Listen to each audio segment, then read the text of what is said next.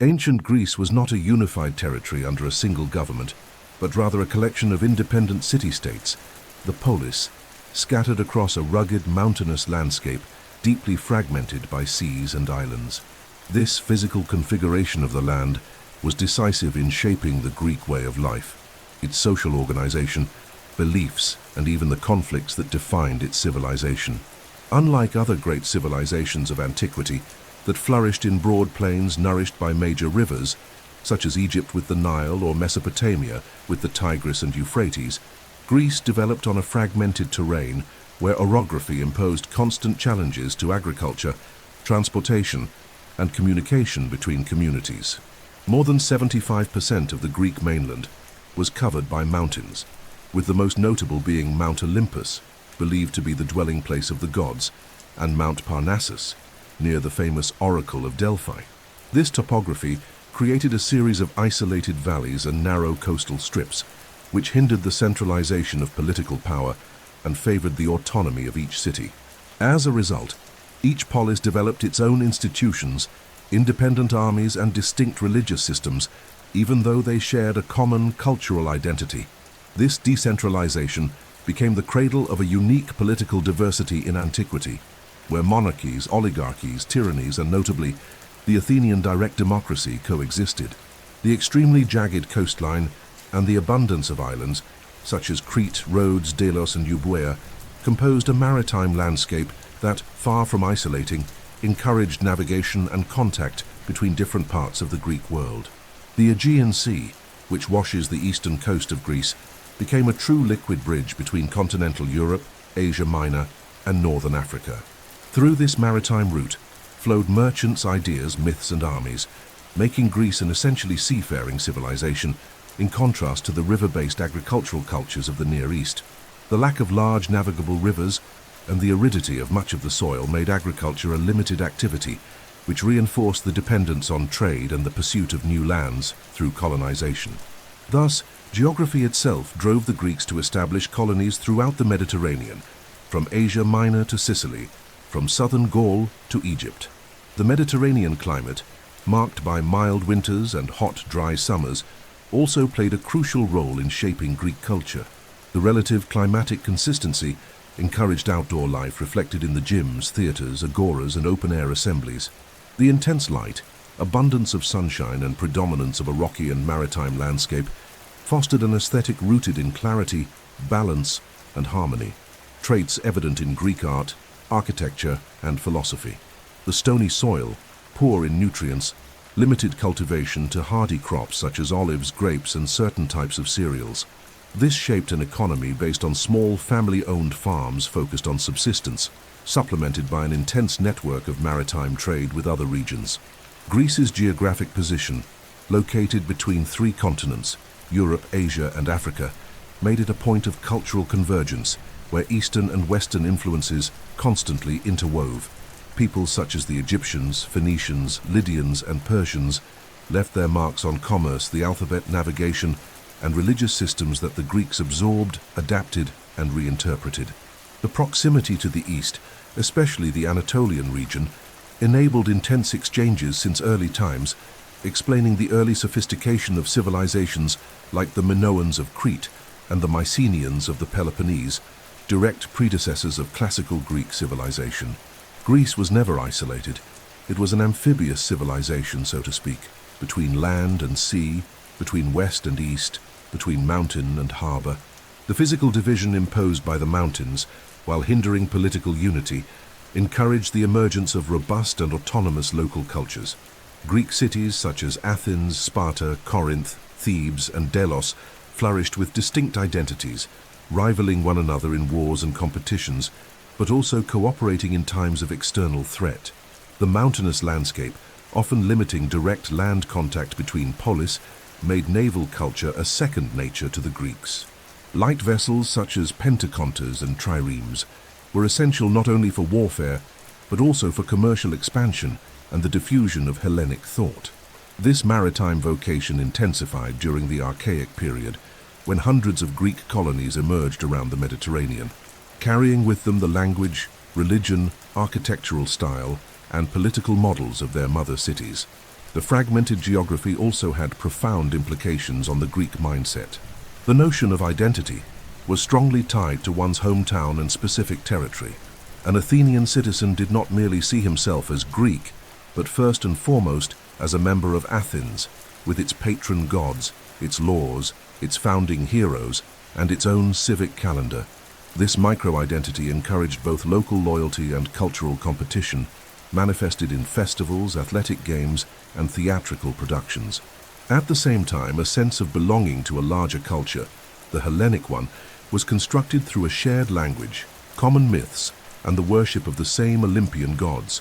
Thus, despite geographical and political differences, ancient Greece was united by a community of culture, sustained by its geography, both challenging and inspiring. Understanding the geography of ancient Greece is not a mere detail, but the key to grasping the historical, social, and cultural developments of this civilization. Every naval conquest, territorial conflict, religious rite, and even the naturalistic philosophy of the pre-Socratics carries the indelible mark of Greece's terrain, climate, and strategic position. Hellenic thought focused on observing nature, measuring celestial bodies, and understanding the forces that govern the world, is inseparable from the concrete experience of a people who lived between imposing mountains and endless seas. The formation of Greek civilization did not occur suddenly or as a unified process, but rather through a long historical evolution marked by cultural transitions, migrations, conflicts, and the absorption of external influences. Its deepest roots date back to the Bronze Age, particularly to the Minoan civilization on the island of Crete and the Mycenaean civilization on the Greek mainland. These two cultural centers, although distinct, were fundamental to the later emergence of Hellenic culture. The Minoan civilization, which flourished between 2600 and 1400 before Christ, stood out for its palatial organization, refined art, hieroglyphic writing, and a vigorous maritime economy centered around the palaces of Knossos, Phaistos, and Malea.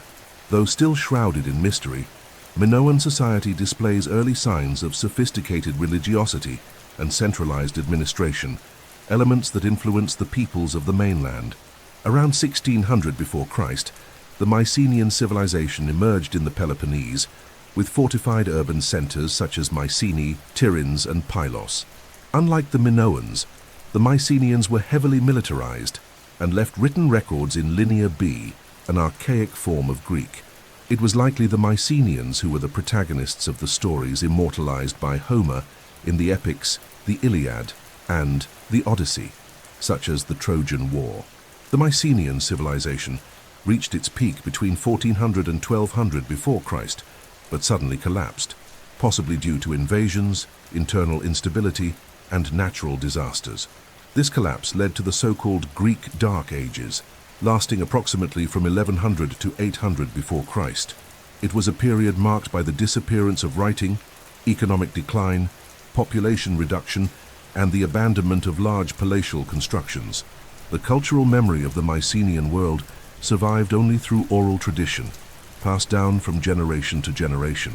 The end of the Dark Ages marks the beginning of the Archaic period, one of the most crucial phases in Greek history. Between the 8th and 6th centuries before Christ, Greece underwent a process of cultural and institutional rebirth. Writing was reintroduced based on the Phoenician alphabet, now adapted to the Greek language, allowing for the lasting recording of laws, poems, and treaties. It was during this period that the form of the poleis was consolidated, the autonomous city-state that would become the foundation of Greek political, economic, and social organization. Each polis had a fortified urban center, surrounding farmland, a sacred space dedicated to the gods, and a public square, the agora, serving as a place for gathering and political deliberation. The polis was not merely a physical grouping, but a community of citizens with rights and duties defined by their own laws. This structure fostered the rise of diverse forms of government, such as monarchies, tyrannies, aristocracies, and, in some cases, direct democracy. It was also during the Archaic period that the first legal codes emerged, such as the laws of Draco and Solon in Athens, and social conflicts between aristocrats and small landowners intensified. Land inequality and growing debt led to revolts and reforms that shaped the political paths of the cities. At the same time, population growth and scarcity of resources drove Greek colonization beyond the original territory, founding cities throughout the Mediterranean and Black Sea. These colonies maintained religious and cultural ties with their mother cities, but developed political autonomy. Greek colonial expansion was not only an economic phenomenon, but also a cultural one, spreading the Greek language, religion, and customs to regions as distant as the Iberian coast, North Africa, and the shores of the Black Sea. During this period, Greek religion became more defined with the organization of the Olympian pantheon, the celebration of the Olympic Games, and the strengthening of oracles such as Delphi. Mythology, poetically codified by authors like Hesiod, began to play a central role in explaining the world and shaping the collective identity of the poleis. Simultaneously, epic poetry flourished with Homer, whose works, though rooted in earlier oral tradition, were written down during the Archaic period. The Iliad and the Odyssey not only preserved the heroic memory of the Mycenaeans, but also helped forge the Greek ethical ideal, exalting values such as honor, courage, and fate. In addition to poetry, the first signs of rational and philosophical thought emerged, as seen in the cosmologies of Thales of Miletus and Anaximander, who sought natural explanations for the world's phenomena. Another essential aspect of the Archaic period was the birth of Greek art, which began to distance itself from Eastern influences inherited from earlier periods. Stone sculpture adopted more naturalistic forms, though still rigid and frontal, as seen in the famous kouroi and korai, statues of nude and clothed youths representing ideals of beauty and virtue. Pottery also evolved with geometric styles and black figure scenes depicting mythology and daily life. Sacred architecture began to take the forms that would be consolidated in the classical period, with peripteral temples and colonnades in Doric and Ionic styles. All of this composed a cohesive visual culture, focused on symmetry, order, and eternity. Therefore, the formation of Greek civilization should be understood as a gradual process of recovery and reinvention. Greece did not emerge from nothing, nor was it the direct heir of a single people. It was born from the interaction of multiple traditions, Minoan, Mycenaean, Eastern, and local, and passed through a period of profound collapse before emerging during the Archaic period with new structures that would lay the groundwork for classical splendor. The poleis, the alphabet, the games, sculpture, and epic poetry are not merely cultural milestones, they are the very foundations of a civilization that would shape the Western world for millennia. Sparta was one of the most singular city-states of ancient Greece, renowned for its rigidly militarized social organization, austere education system, and oligarchic political model, deeply centered on the ideals of obedience, physical strength, and collective duty. Located in the Peloponnese region, in the fertile valley of the Eurotas River, Sparta managed to build a stable and expansionist society, not through maritime colonization, but through the conquest and domination of neighboring territories. Beginning in the 8th century before Christ, the Spartans subdued nearby Messenia, turning its population into serfs known as helots. These state-owned peasants ensured the subsistence of the Spartan warrior citizens, allowing them to dedicate themselves exclusively to warfare. The violent domination of the helots was a determining factor in Sparta's extremely rigid social structure, as the constant fear of uprisings forced the state to maintain a permanently armed, disciplined, and battle-ready population. Spartan society was divided into three main groups: the Spartiates, full citizens; the Perioikoi, free inhabitants without political rights; and the Helots, who lived in a state of servitude. The Spartiates, descendants of the conquering Dorians, formed a numerical minority, but monopolized political power and military training. The Perioikoi were merchants, artisans, and farmers living in the outer regions, responsible for economic activities that the Spartiates deemed unworthy. The Helots, who outnumbered the citizens themselves, were constantly humiliated, controlled, and even murdered in rituals such as the Krypteia, a type of bloody purge carried out by youths in military training. This extremely stratified social structure aimed to uphold a system in which warfare, obedience, and disdain for luxury formed the basis of civic virtue.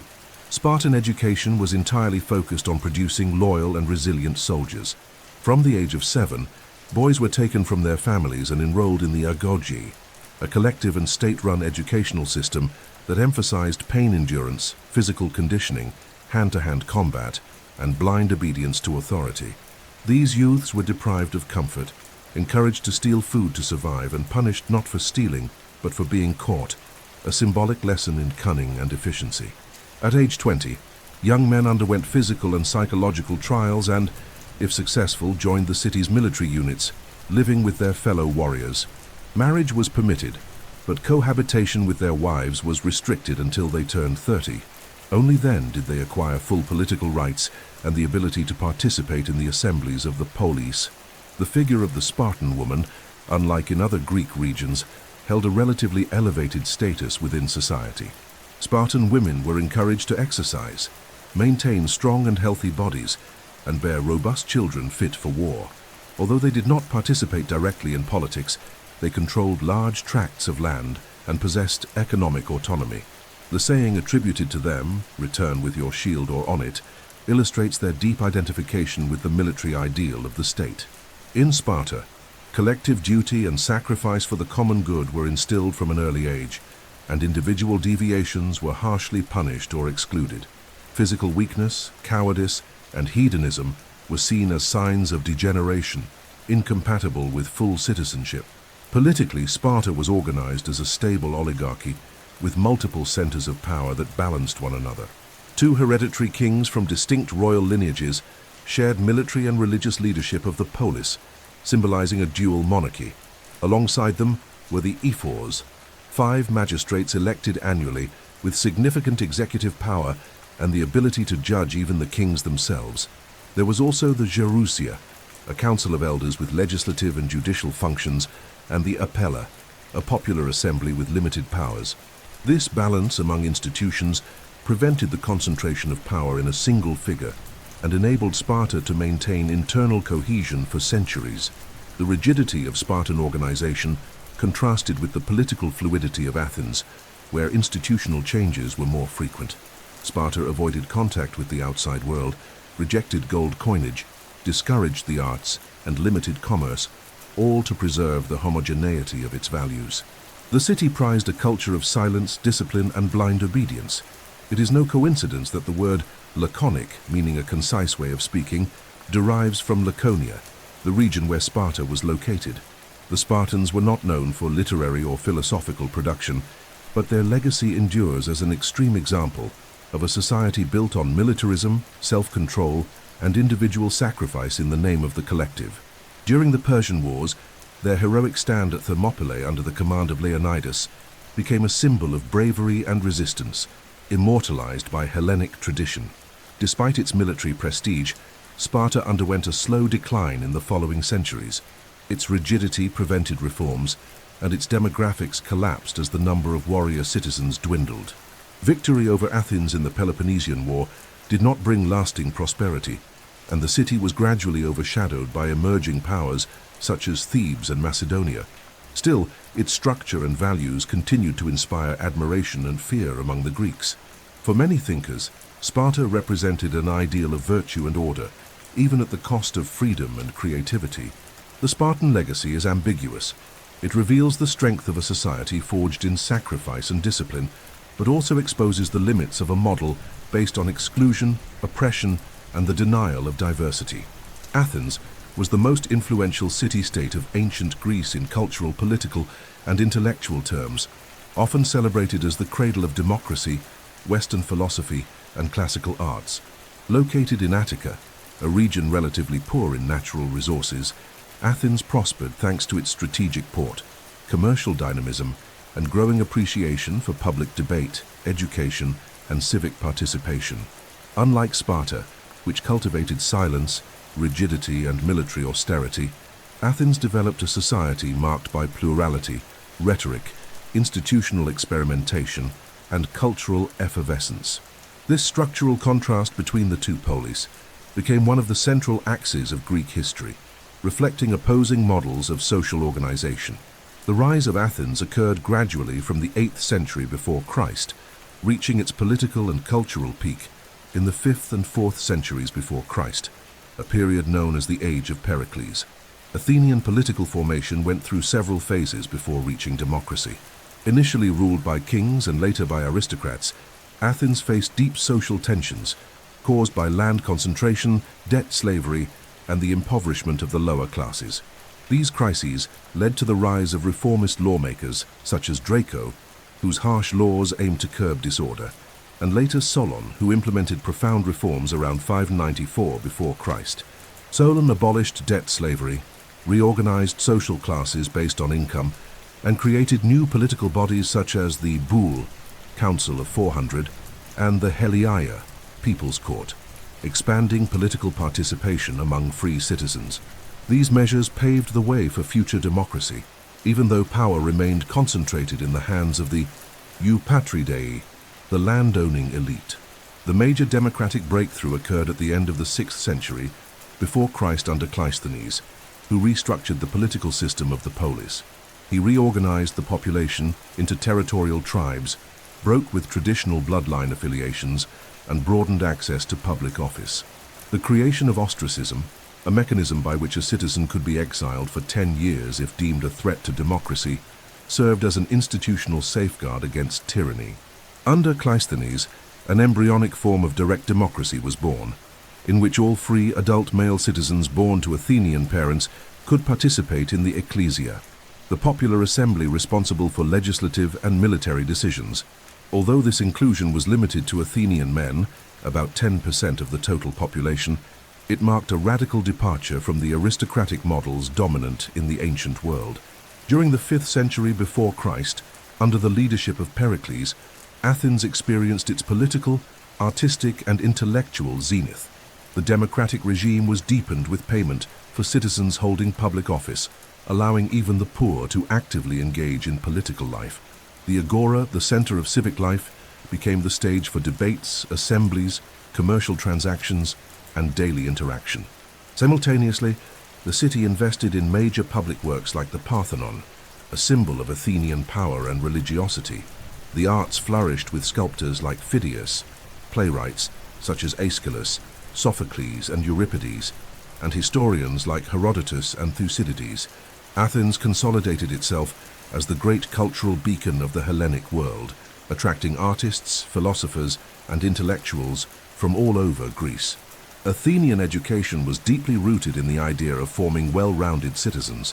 Boys were educated in music, gymnastics, reading, writing, mathematics, and rhetoric to prepare them for public debate and service to the polis.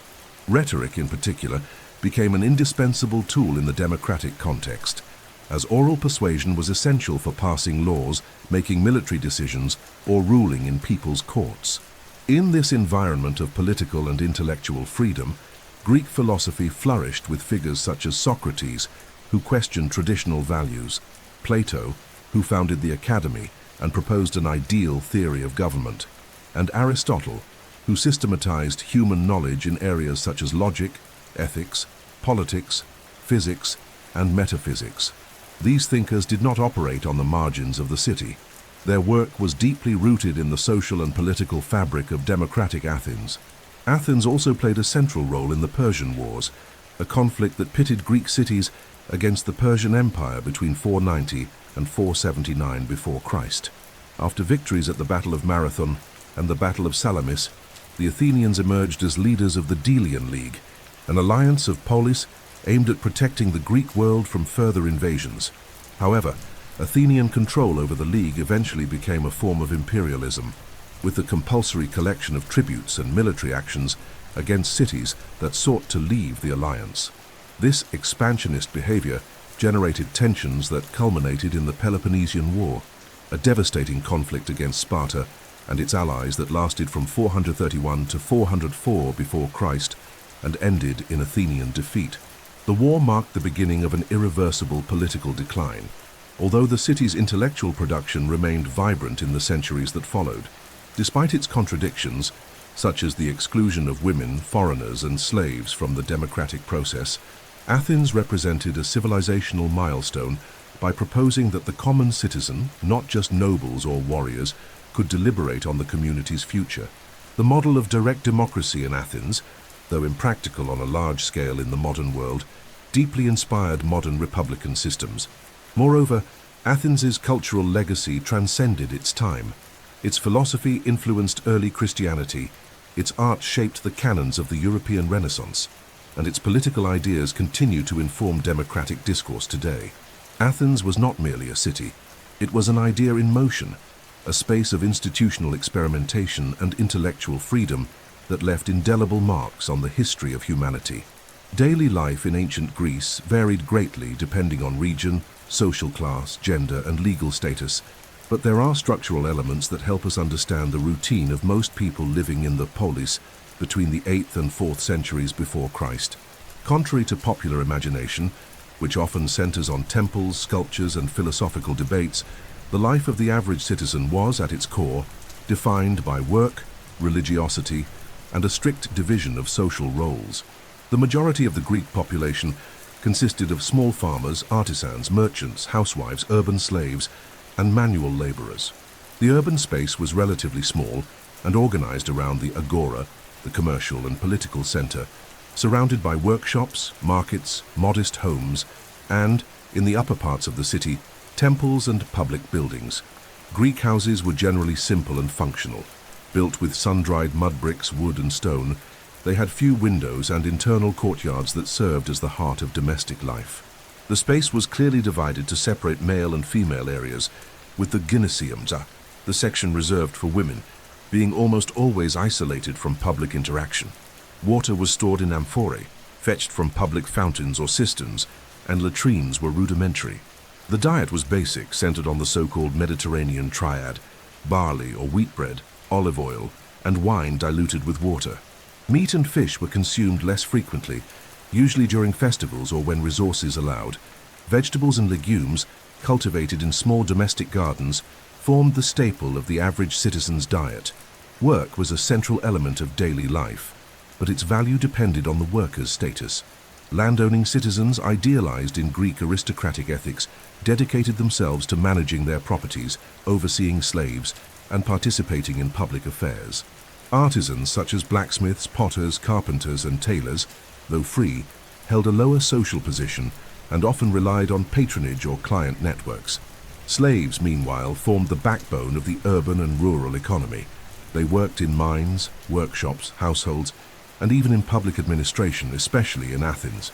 Slavery was accepted as a natural part of the social order, and slaves had no legal rights. However, not all slaves were treated equally. Some gained a degree of autonomy or, over time, their freedom.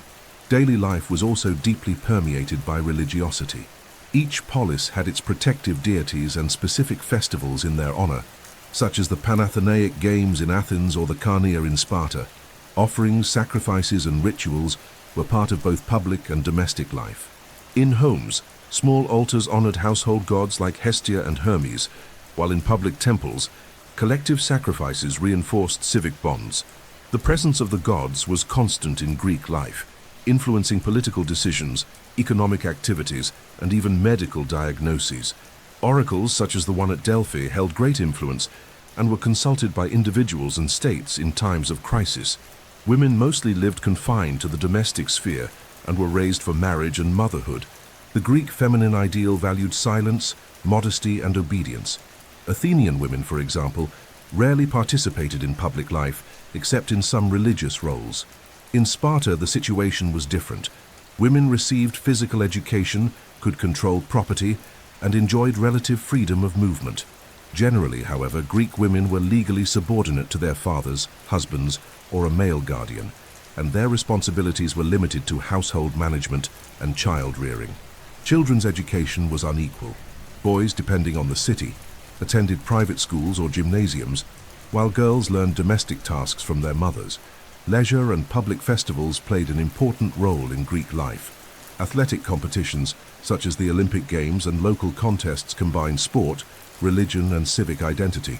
Theatre, especially in Athens, was a collective experience, with free performances funded by the state. Tragedies and comedies taught moral lessons, criticized politicians, and celebrated civic values. In taverns and symposia, private gatherings with wine and music, men discussed politics, art, love, and philosophy, though such spaces were accessible only to the elite. For the majority, leisure time was limited, and daily life revolved around work, family, worship of the gods, and survival in a society that valued order, tradition, and civic virtue over individuality. Despite material simplicity, Greek daily life was highly structured, with rituals marking birth, marriage, and death. Funerals, for example, involved mourners, ritual baths, processions, and burials with offerings. The transition from childhood to adulthood was also marked by public ceremonies and religious festivals, especially for boys who entered gymnasiums or, in Sparta, the military agoge. Old age was respected as a sign of wisdom, but the elderly often lived under the care of extended family, as there were no formal welfare institutions. Family cohesion and ancestral lineage sustained much of Greece's social structure. Understanding daily life in ancient Greece is essential to realize that its civilization was not built solely by warriors, philosophers, and sculptors. Its foundation lay in the silent routines of ordinary men and women, whose lives kept institutions, markets, rituals, and traditions functioning. It was this social fabric, upheld by the daily repetition of gestures, worship, and labor, that enabled the flourishing of a culture capable of influencing centuries of human history. Agriculture was the economic foundation of ancient Greece, and the axis around which social organization, religious calendars, political practices, and daily life revolved. Despite the natural limitations imposed by the mountainous terrain and relatively infertile soils, the Greeks developed adaptive strategies that allowed them to grow what was necessary for subsistence and, in some regions, produce surpluses for trade. More than two-thirds of Greek territory was made up of mountains and rocky slopes, with few expansive plains and no large navigable rivers.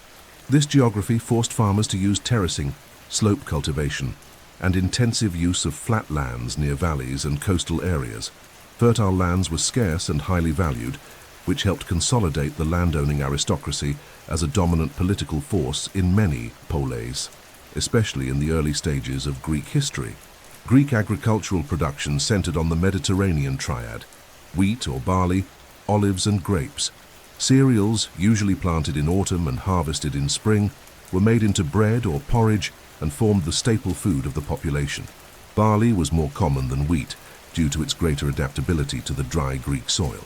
The olive tree, resistant to drought and with a long productive cycle, was prized not only for its oil, essential in food, hygiene, and lighting, but also for its religious and cultural symbolism.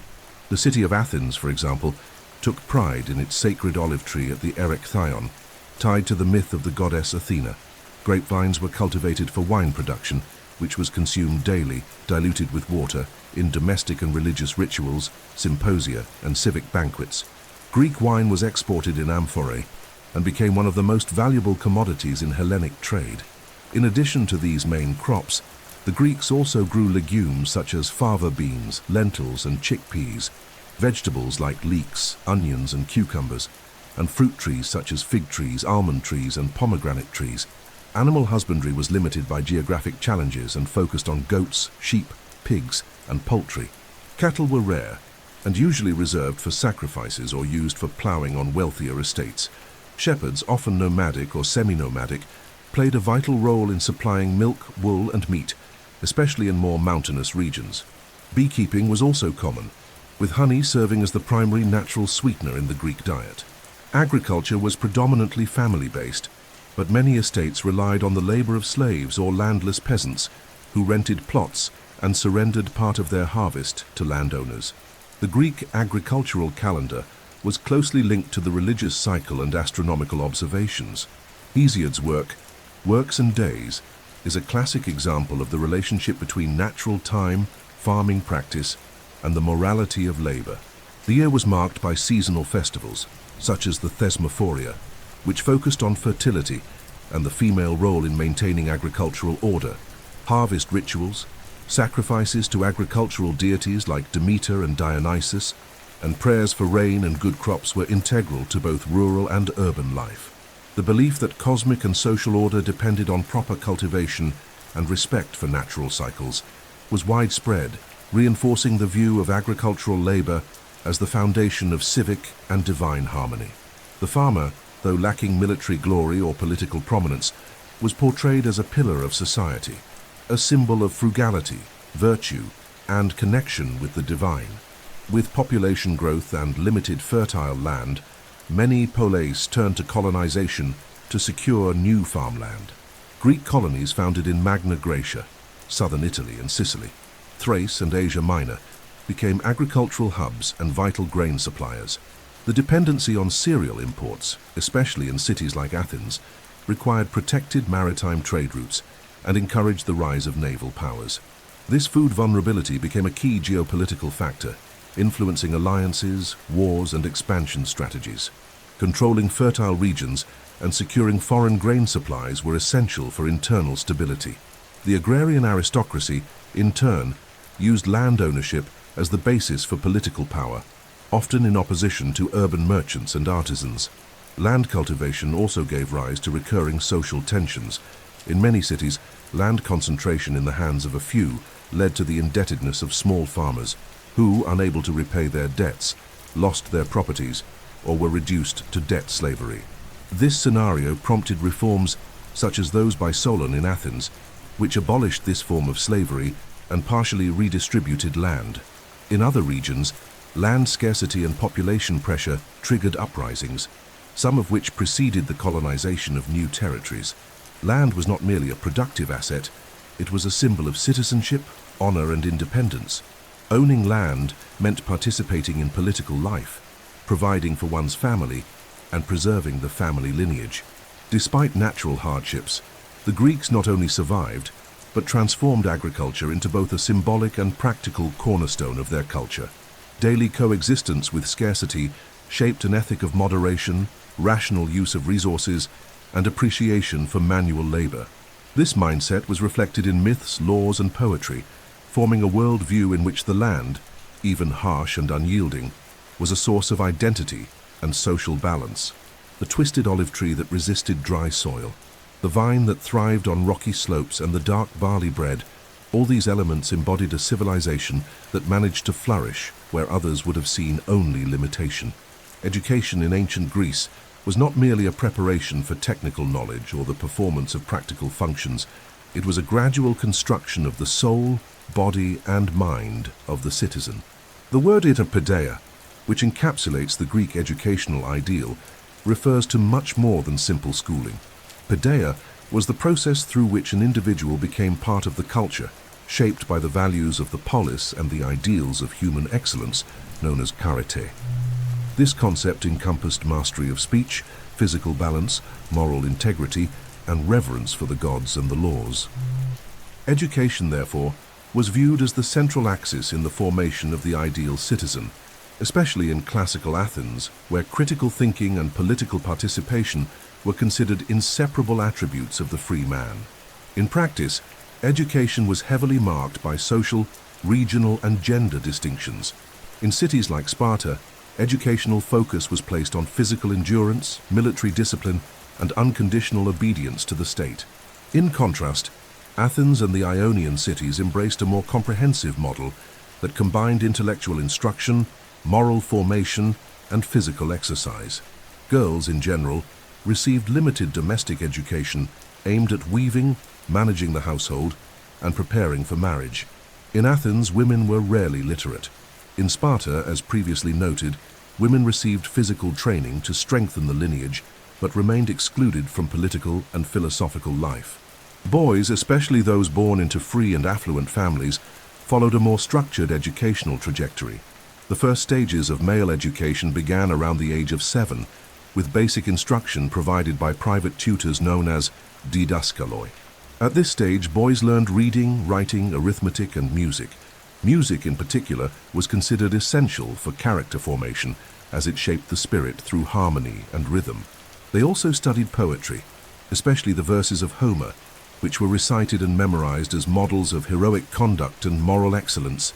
By the age of 12, youths entered gymnasia, institutions dedicated to the development of the body through gymnastics, running, wrestling, and athletic games. Physical education was as important as intellectual training, for a beautiful and disciplined body was seen as a reflection of a just and balanced soul. In adolescence, Athenian youths who wished to deepen their studies and had the means sought the teachings of the Satin sophists, itinerant teachers who instructed students in rhetoric, logic, politics, and ethics. These masters formed the argumentative elite of the polis mass, preparing young men for action in courts and assemblies. Rhetoric was the most powerful tool in direct democracy, as the ability to persuade fellow citizens greatly influenced political decisions. However, sophists were harshly criticized by philosophers such as Socrates, who accused them of prioritizing persuasion over truth. Socrates, for his part, did not charge for his teachings and proposed a method based on dialogue and maiutics, the midwifery of ideas, where knowledge emerged through continuous questioning and critical reflection.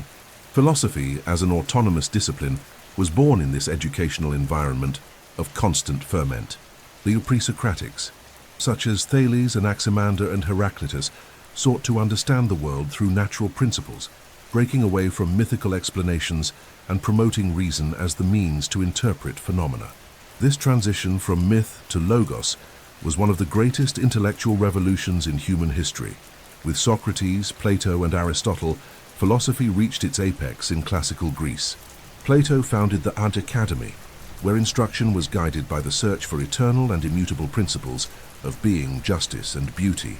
Aristotle, Plato's disciple, founded the Lyceum, where he developed a systematic approach, exploring logic, biology, ethics, politics, and metaphysics, with an empirical and organized methodology. These schools marked the birth of the Western philosophical tradition, which would profoundly shape European thought for millennia. The full formation of the Greek citizen did not occur solely in schools or gymnasia, but also through active participation in civic life. The ecclesia, the Athenian popular assembly, was a true school of politics. The courts, where citizens served as judges and accusers, were arenas of legal and rhetorical learning. Religious festivals, athletic games, and theatre also served educational purposes, promoting models of behavior, moral debate, and communal cohesion. Theatre in particular was seen as an extension of paideia. Tragedies by Sophocles and comedies by Aristophanes addressed themes such as power, justice, desire, and madness, challenging the audience to reflect on their human condition and the dilemmas of the poleis. Despite all its limitations, the exclusion of women, slaves, and foreigners, the educational system of ancient Greece inaugurated a concept of human formation that went far beyond mere technical instruction. To educate for the Greeks was to elevate the human being to the height of reason, to insert him into the community of equals, and to make him capable of deliberation, contemplation, and wise action. This vision influenced Roman pedagogy, Christian thought, the Renaissance, the Enlightenment, and the modern concept of the university. Greek education was not utilitarian. It was, above all, a process of making man fully human. Women in ancient Greece lived one of the most paradoxical existences in classical history, exalted in myths as powerful goddesses, inspiring muses, and central figures in tragic plots, yet relegated to invisibility in public life, confined to the domestic and legal sphere of submission. In nearly every polis, with rare exceptions like Sparta, the role of women was defined by a rigid patriarchal structure that regarded them as second-class citizens, incapable of political participation, full property ownership, or exercising authority in their own name. The birth of a daughter was often a cause of family disappointment, and her life would be determined by three central expectations: to marry, to bear legitimate children, and to obey her husband. Greek society operated on the formal exclusion of women from public life, even though in practice their influence was far deeper and more omnipresent than legal and philosophical texts acknowledged. In Athens, the feminine ideal was that of a modest, silent woman, invisible to the public eye. From childhood, girls were raised in seclusion, taught to weave, manage the household, and obey their father until marriage. Around the age of 14 or 15, they were married off to older men, often chosen for economic or political reasons. Formal education was non-existent. They did not attend schools or gymnasiums, nor did they study rhetoric, mathematics, or philosophy. Married women lived under the authority of their husbands and were legally represented by them in all transactions. A woman's space was the gynaeceum, the innermost part of the house, where she spent her days on domestic duties and raising children. Her movement through the city was limited, and if she left the house, it was almost always accompanied by slaves or male relatives. Despite formal exclusion, women played important roles in Greek religious life. They served as priestesses of various deities, such as Athena, Artemis, Demeter, and Aphrodite, and led rituals exclusive to women, such as the Thesmophoria, festivals dedicated to fertility of the earth and the body. Female participation in these rites granted them symbolic and religious authority that transcended their political marginalization. In certain cults, like the Eleusinian mysteries, women were central to the rites and the transmission of sacred knowledge. The sanctity of the female body was recognized, but its energy was channeled toward religious or reproductive purposes, not personal autonomy. Women served as mediators between the world of the gods and the community, but almost never between the state and the citizen. In Sparta, as already mentioned, the situation was exceptional. Spartan women received physical education, learned to handle weapons, trained alongside boys, and enjoyed greater freedom of movement and expression. They were encouraged to maintain strong bodies to bear vigorous children, and many controlled vast estates in the absence of their husbands during military campaigns. Sparta allowed, by necessity and social structure, that women have a more autonomous economic role and exercise household authority. However, even in this context, their centrality was functional, aimed at reinforcing the warrior structure of the poleis. There was no political or philosophical participation for women, and their rights depended directly on their connection to warriors and the production of legitimate heirs. The philosophical and literary texts of the period reveal a constant tension between the feminine ideal and the fear of female autonomy. In the Republic, Plato imagined a model in which women could perform the same functions as men, including ruling, provided they were properly educated. Aristotle, on the other hand, considered women naturally inferior, lacking full reason, and assigned them a passive role in both biological reproduction and social order. Dramatic literature also reflects this conflict.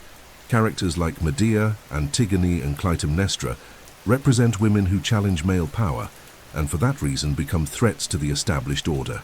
At the same time, they are complex and powerful figures, suggesting that even when marginalized, Greek women held symbolic and psychological power beyond their subordinate real-life status. Female sexuality was also subject to strict control. Adultery committed by a woman was considered a grave crime, while men could maintain extramarital relations with slaves, concubines, or courtesans without major social sanction. Hetairae, educated and refined courtesans, formed a distinct category. They accompanied men at symposia, were trained in music and rhetoric, and in some cases wielded political and intellectual influence. Aspasia, the companion of Pericles, was one such exceptional figure, admired for her intelligence and oratory. However, Hetairae stood outside the traditional family model and lived in constant tension with the moral codes of the polis. Ordinary prostitutes, meanwhile, were confined to brothels and social scorn, despite being state-regulated and economically functional to urban society. Despite all the limitations, Greek women exerted real influence in domestic and religious spaces, raising children, managing households, and keeping oral tradition alive. The transmission of myths, preparation for festivals, care for the dead, and preservation of daily practices depended largely on women. In times of war, famine, or crisis, it was they who ensured the families and by extension the polis of survival. Their silence in political records does not erase their constant, tangible presence in the social fabric. History written by men may have reduced them to shadows, but archaeological excavations, epigraphic studies, and critical reinterpretations of sources are gradually recovering the complexity and centrality of the feminine in the Greek world. Women in ancient Greece were simultaneously revered and oppressed, symbol and subordinate, mothers of the city and prisoners of the gynecium. Understanding this paradox is essential to unraveling the foundations of Hellenic civilization and reflecting on the roots of gender inequality in the West. After all, many of the structures that naturalized female exclusion for centuries were shaped in the debates, laws, and myths originating in this same cultural universe we still revere as the cradle of reason and democracy. In ancient Greece, childhood and youth were not neutral phases of life, but carefully regulated stages shaped by rites, social expectations, and cultural ideals that governed the transition from birth to citizenship. The birth of a Greek child was deeply intertwined with religiosity and family belonging, marked by a series of public and private rituals that conferred identity, legitimacy, and divine protection upon the newborn. Childhood was seen as a vulnerable period, biologically unstable and spiritually delicate, requiring constant protection from the gods and strict adherence to traditions that integrated the individual into the moral and political fabric of the poleis. In Greek thought, no one was born a citizen. One had to become one through a slow, socially guided, and religiously consecrated journey. Birth was preceded by practices involving goddesses of childbirth, such as Artemis and Eileithyia, and followed by the amphidromia, a domestic ritual held a few days after delivery, in which the baby was carried around the household, symbolizing their integration into the family. Only after this rite was the child officially recognized by the father. This recognition was not automatic. The father could, in theory, reject the child, especially if it was illegitimate or showed signs of disability. The fate of rejected infants was often exposure, abandonment in public places or mountainous areas, a legally and socially accepted practice in many Greek cities. This reveals how survival and social belonging depended not merely on birth, but on familial acceptance and conformity to expected standards. In the early years of life, children were raised under the care of mothers or wet nurses, with attention to feeding, hygiene, and gradual introduction to family customs. Play was encouraged. Dolls, carts, hoops, spinning tops, and dice games were common, and the Greeks considered play essential to development. A child was seen as an incomplete being, constantly forming and needing discipline, affection, and moral correction. From the age of 7, paths diverged sharply by gender. Boys, especially in cities with more structured educational systems like Athens, attended schools where they learned reading, writing, basic arithmetic, music, and physical exercise. Girls remained at home, taught by their mothers in domestic tasks, weaving and preparation for marriage, rarely receiving any formal education. Male adolescence was treated as a decisive phase in the making of a citizen. Around the age of 14, boys were considered physically ready for military training and early civic duties. In Sparta, this stage was marked by the agog, a severe, state-mandated educational system that molded adolescents into disciplined warriors loyal to the collective. In Athens, education had a more intellectual tone. Young men from wealthy families frequented gymnasiums and later sought instruction from sophists or philosophers. Entry into public life was formalized by the ephebia, a 2-year civic military training program for Athenian youth between ages 18 and 20.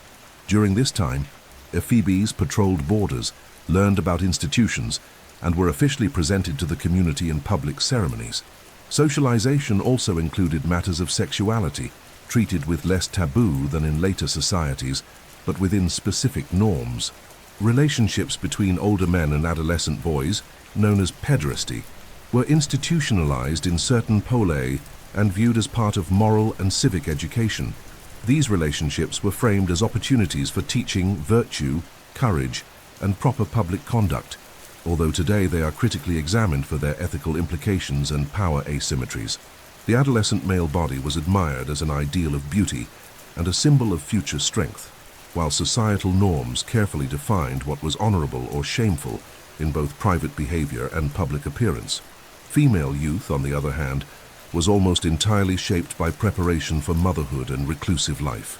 Before marriage, girls participated in religious rites that marked the transition from childhood to womanhood, such as the Arephoria festival in Athens, where young virgins served the goddess Athena. Marriage was considered the end point of girlhood and the beginning of reproductive duty. Girls married typically between ages 12 and 15, often without having left the house or experienced public life. Marriage functioned more as an alliance between families than a personal choice, and marked the transfer of authority from father to husband.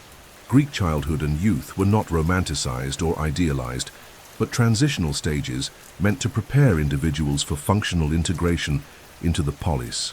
Rites of passage, festivals, religious initiations, entry into the ephebia or into marriage did not merely celebrate maturity, but reinforced belonging, duty, and collective identity. In a society where excellence, arete, was the supreme ideal, youth could not be wasted. Each growth phase was monitored, ritualized, and disciplined to produce citizens capable of sustaining the polis through their actions, bodies, and values.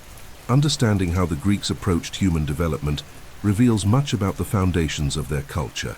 Education, rights, discipline, and control shaped individuals, expected to embody the ideals of the city. And although only a portion of the population, free and legitimate men, fully participated in this process, the cultural impact of these formative values was deep and enduring. Growing up in ancient Greece was, above all, training to live under the watchful eyes of the gods and the demands of the city's laws. Greek religion was not based on dogmas, sacred texts, or centralized priestly authorities. It was, above all, a cultural and communal practice, deeply rooted in civic life, cosmic order, and the everyday experience of individuals.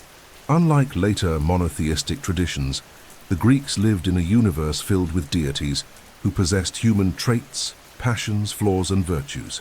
Greek gods were not distant and absolute, but familiar figures who inhabited mountains, seas, groves, cities, and homes. Religion was polytheistic, functional, and pragmatic, not aimed at the salvation of the soul, but at maintaining harmony between humans, gods, and nature. Its central aim was to preserve eusbeia, or pious respect for divine order, and to avoid hybris, the arrogance of mortals who dared to overstep their limits. The Greek pantheon was led by the 12 Olympian gods, with Zeus as the supreme ruler. The others included Hera, Athena, Apollo, Artemis, Poseidon, Ares, Aphrodite, Demeter, Hephaestus, Hermes, and Hestia, deities who dwelled on Mount Olympus but intervened directly in mortal affairs. In addition to them, there were countless local gods, deified heroes, nature spirits, and primordial forces. This complexity reflected the fragmented nature of the Greek polis. Each city had its own patron deities, sanctuaries, and religious calendars. Athens, for instance, was dedicated to Athena. Sparta honored Artemis Orthia. Corinth revered Aphrodite, and Delphi was the center of Apollo's cult. This diversity reinforced local identity while establishing a shared ritual language and mythological framework that united the Greeks. Worship of the gods was essentially public, communal, and ritualistic. Greek prayer was not a private plea, but a civic performance marked by offerings, sacrifices, and festivals. The animal sacrifice was the central act. The victim, typically a bull, ram, or goat, was led to the altar, bathed, adorned with ribbons and grains, and then, after a prayer and libation, was sacrificed in honor of the god. Blood was spilled on the altar, the meat cooked and shared among participants, while the bones and fat were burned for the gods. This act forged symbolic communion between mortals and immortals, reinforcing the city's bond with the divine. Domestic rituals, in turn, involved small daily offerings, prayers at household altars, and libations of wine or oil, reaffirming the constant presence of the gods in home and routine. Greek temples were more than religious buildings. They were architectural expressions of the bond between the polis and the sacred. Built in strategic locations like acropolises, mountains, or important crossroads, they served as symbolic residences for the gods. Unlike modern churches, Greek temples were not meant to be entered by worshippers. They functioned primarily as external ritual spaces. The deity's statue remained in the inaus, a protected and sacred chamber, while ceremonies took place outside, before the altar. Temple architecture followed strict aesthetic orders, Doric, Ionic, and Corinthian, reflecting the pursuit of harmony between form, proportion, and religious purpose. Monumental temples like the Parthenon in Athens, Apollo's temple in Delphi, or Zeus's temple in Olympia celebrated the glory of the city and divine benevolence. Oracles played a central role in Greek religion, serving as intermediaries between gods and mortals. The most famous was the Oracle of Apollo at Delphi, where the priestess Pythia delivered enigmatic responses to questions posed by citizens, generals, and rulers. Seated on a tripod, in a trance induced by natural vapors or ritual techniques, the Pythia gave ambiguous answers that required careful interpretation. Political decisions, colony foundations, declarations of war, and legislative reforms were often preceded by consultations with oracles. Besides Delphi, there were oracles of Zeus at Dodona, Themis, Amphiaraos, and others throughout Greece. These oracles not only legitimized political decisions, but reinforced religion as a mediator between reason and uncertainty. Greek religious festivals were moments of intense social communion, involving processions, athletic competitions, theatrical performances, banquets, and sacrifices. Each polis had its own festival calendar, with events marking the agricultural cycle, military victories, and founding myths. Among the most well-known were the Panathenea, held in Athens in honor of Athena, which included torch races, music contests, and the ceremonial procession of the peplos. The Dionysia, dedicated to Dionysus, celebrated fertility and renewal through satirical parades, dances, and theatrical plays. The Olympic Games, held in Olympia every 4 years, were a pan-Hellenic festival in honor of Zeus, gathering athletes from across Greece in physical competitions that symbolized devotion to excellence and cultural unity. Despite the centrality of public religion, there were also individual and astachi mystery practices that offered more personal spiritual experiences. The so-called mysteries, such as those of Eleusis, in honor of Demeter and Persephone, involved secret initiations, symbolic rites, and promises of knowledge about life after death. Though the details of these ceremonies remain elusive, it is known that they attracted participants from all over Greece and transcended social and gender boundaries. These mystery cults revealed a more introspective and mystical dimension of Greek religiosity, distinct from formal civic worship, but equally significant in spiritual life. Greek religion did not impose orthodoxy nor rely on absolute belief, but rather on correct practice, ritual continuity, and respect for ancestral tradition. The devout Greek was not one who professed dogma, but one who performed the rituals properly, honored the city's gods, avoided public impiety, and respected the limits set by myth and collective experience. The religious system was flexible, adaptable, and responsive to political and cultural changes, even incorporating foreign deities like Isis and Cybele in later periods. The legacy of Greek religion endures not only in the mythological narratives that shaped Western literature and art, but also in how it influenced concepts of ethics, fate, justice, and human nature. For the Greeks, to live well was to live in harmony with the gods, the city, and the mortal condition. This practical, pluralistic religiosity, deeply embedded in social life, was one of the great unifying forces of Hellenic civilization and one of the most defining features of its cultural identity. Greek mythology was not merely a collection of fantastical tales for entertainment or literary embellishment. It was the symbolic foundation upon which the Greeks built their worldview, their political institutions, their moral values, their everyday behaviors, and their cultural identity. Myths served multiple interconnected functions. They explained the origin of the cosmos, justified the power of cities, regulated social relationships, educated the young, and offered a common language among peoples from different regions of Greece. In a politically fragmented world with diverse local traditions, myths acted as a unifying narrative thread, weaving together a coherent civilization with shared gods, heroes, and archetypes. They provided the Greeks with a way to think, interpret, and organize reality, from the changing seasons to family conflicts, from colonial foundations to dilemmas of fate. Mythical narratives were transmitted orally long before being recorded in writing. Poets such as Homer and Hesiod were the first to systematize and preserve these stories in the 8th century before Christ, and their works became so influential that they served as moral and civic educational texts for future generations. The Iliad, and the Odyssey duel, for instance, were not just epic poems, they were treatises on courage, honor, cunning, hospitality, mourning, and reconciliation. Theogony, by Hesiod, established the genealogy of the gods and the structure of the universe, symbolically explaining the emergence of order from chaos, the cosmic cycles, the succession of divine generations, and the conflicting nature of human existence. These works shaped the Hellenic ethos and deeply influenced theater, philosophy, and even legal culture. The political function of myth was evident in how each polis crafted its founding narrative, linking its existence to mythological events. Athens claimed to be autochthonous, born from the very land, with origins tied to the goddess Athena. Thebes traced its roots to Cadmus, and Sparta associated itself with the sons of Heracles. These mythological genealogies were not just poetic claims, they legitimized political control, reinforced patriotism, and upheld power structures. Religion and myth were tightly woven into the organization of the city.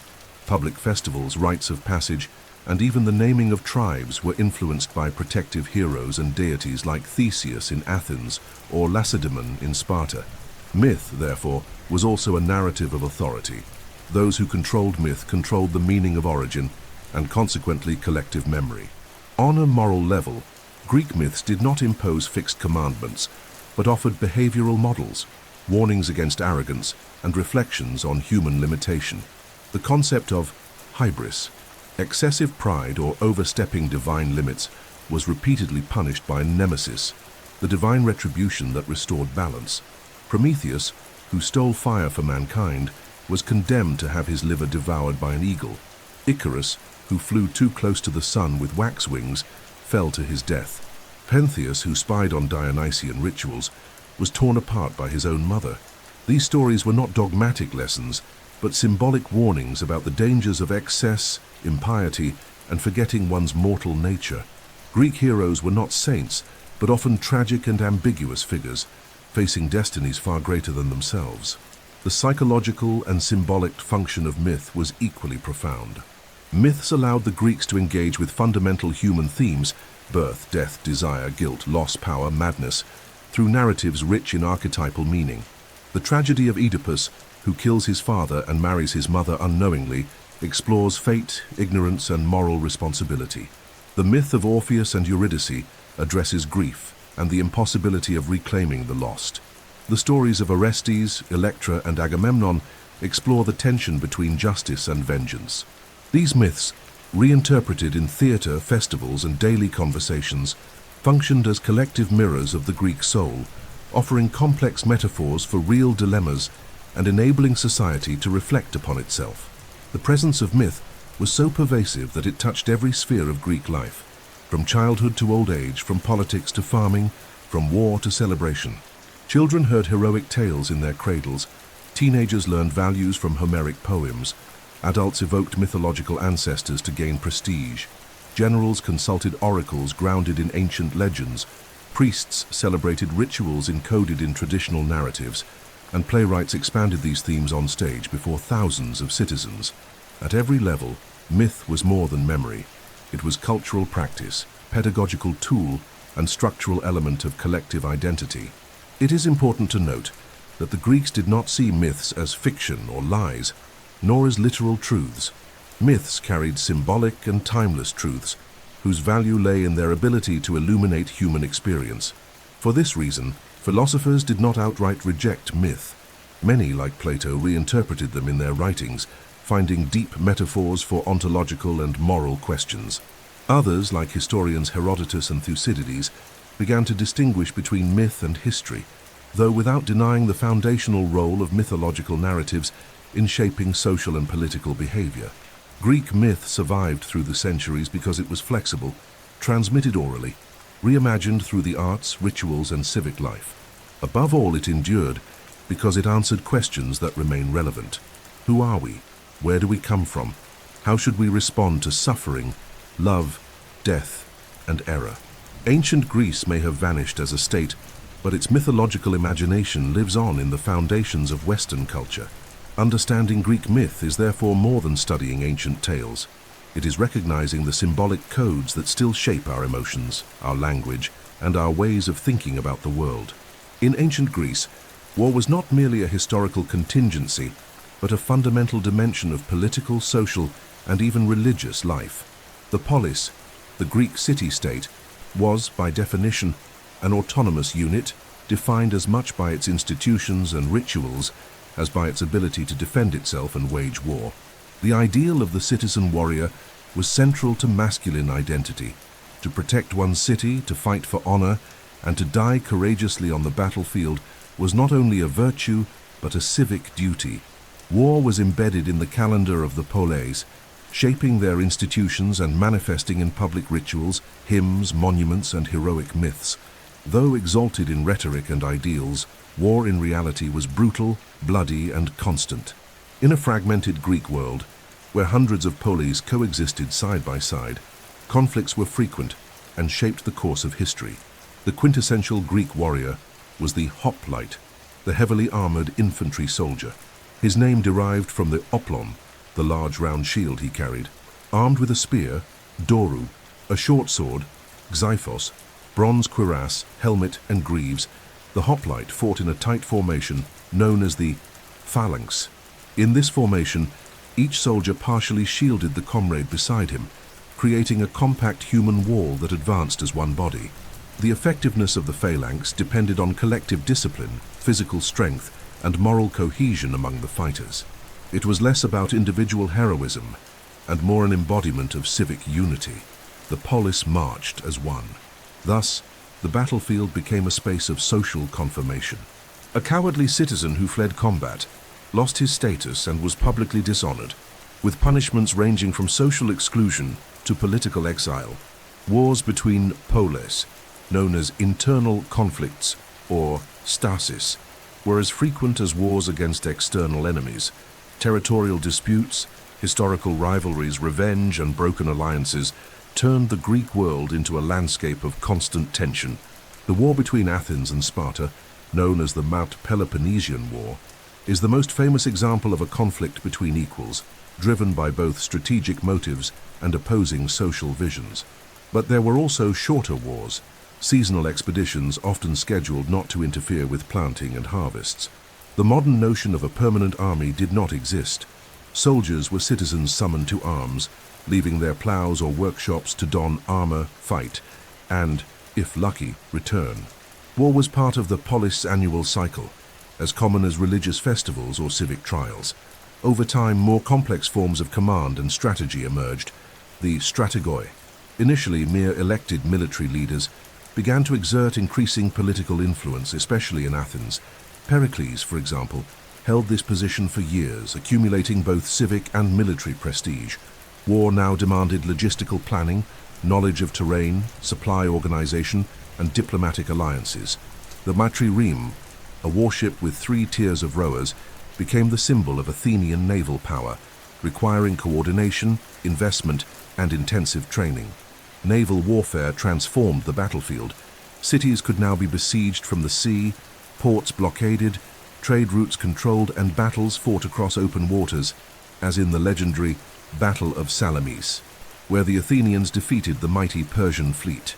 Land warfare, with its phalanx formations and frontal charges, coexisted with a faster-paced, maneuver-driven naval combat. War also had a religious and ritualized aspect.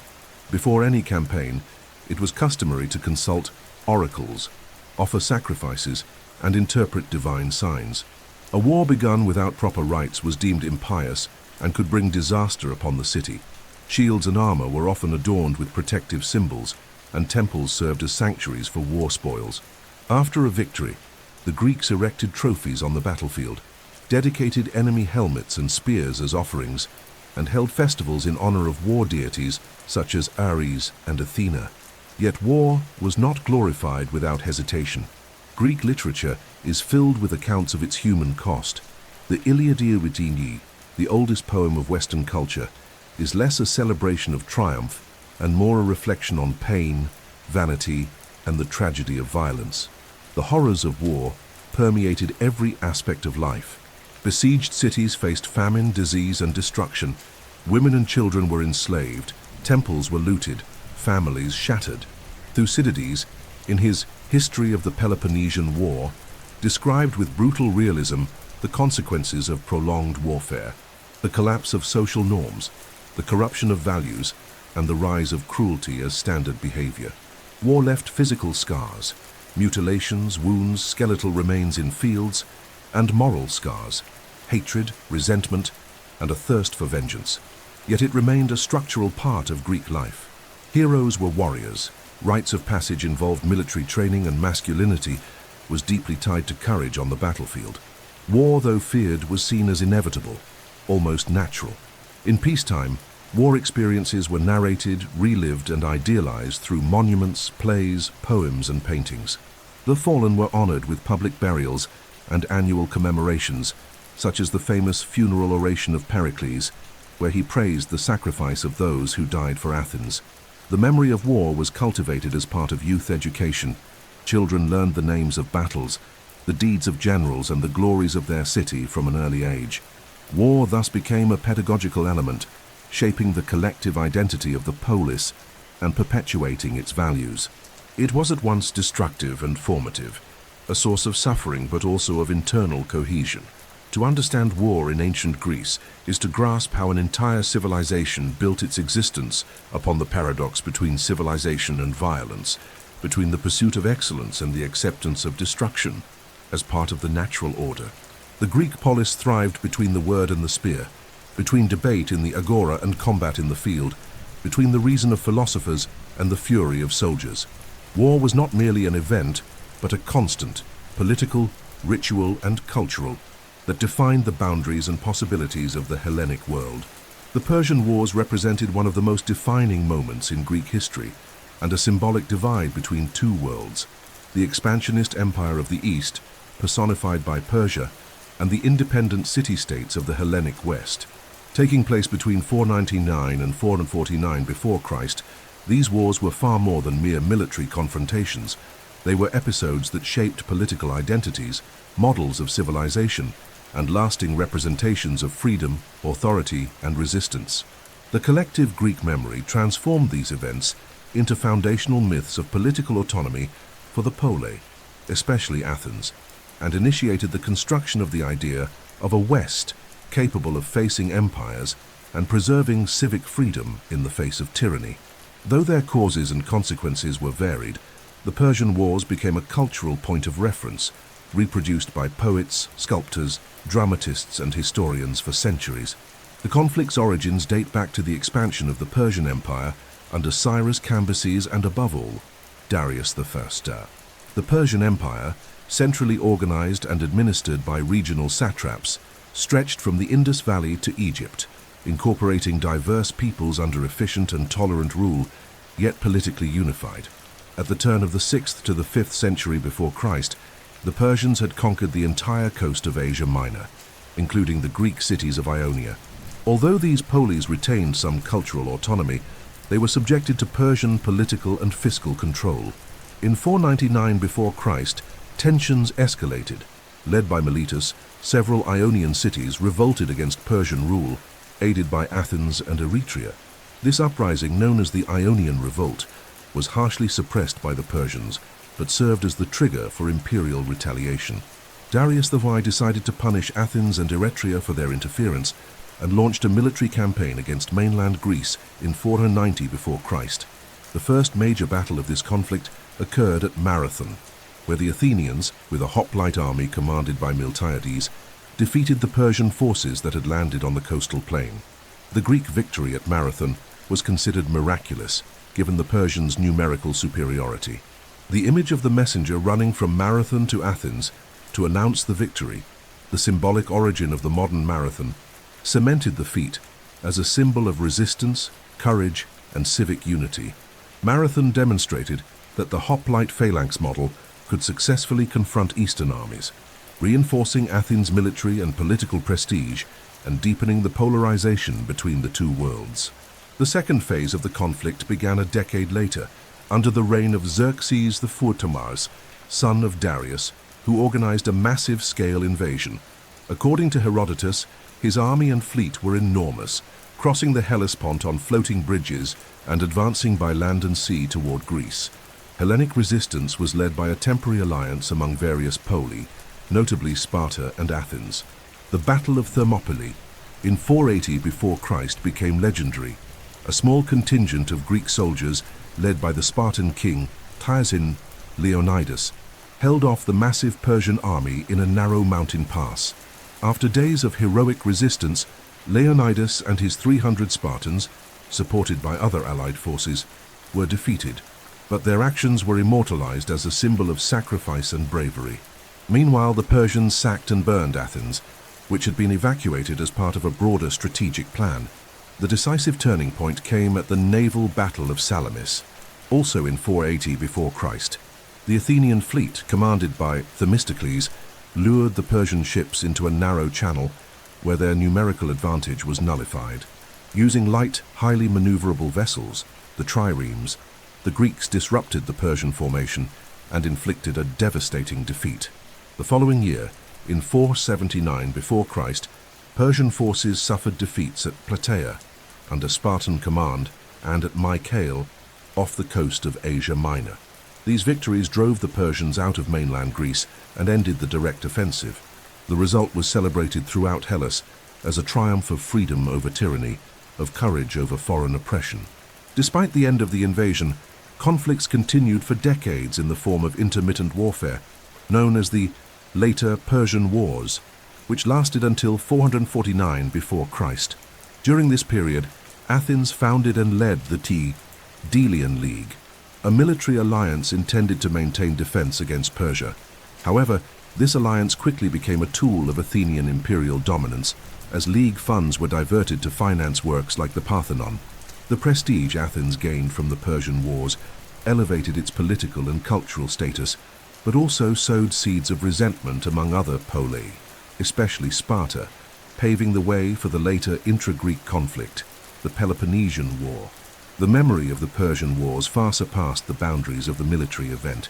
They were incorporated into the collective imagination as the moment when the Hellenic civilization, fragmented and numerically inferior, united against an overwhelming empire to defend its values. This narrative affirmed the ideals of freedom, political autonomy, and civic reason as Greek traits opposed to Eastern submission.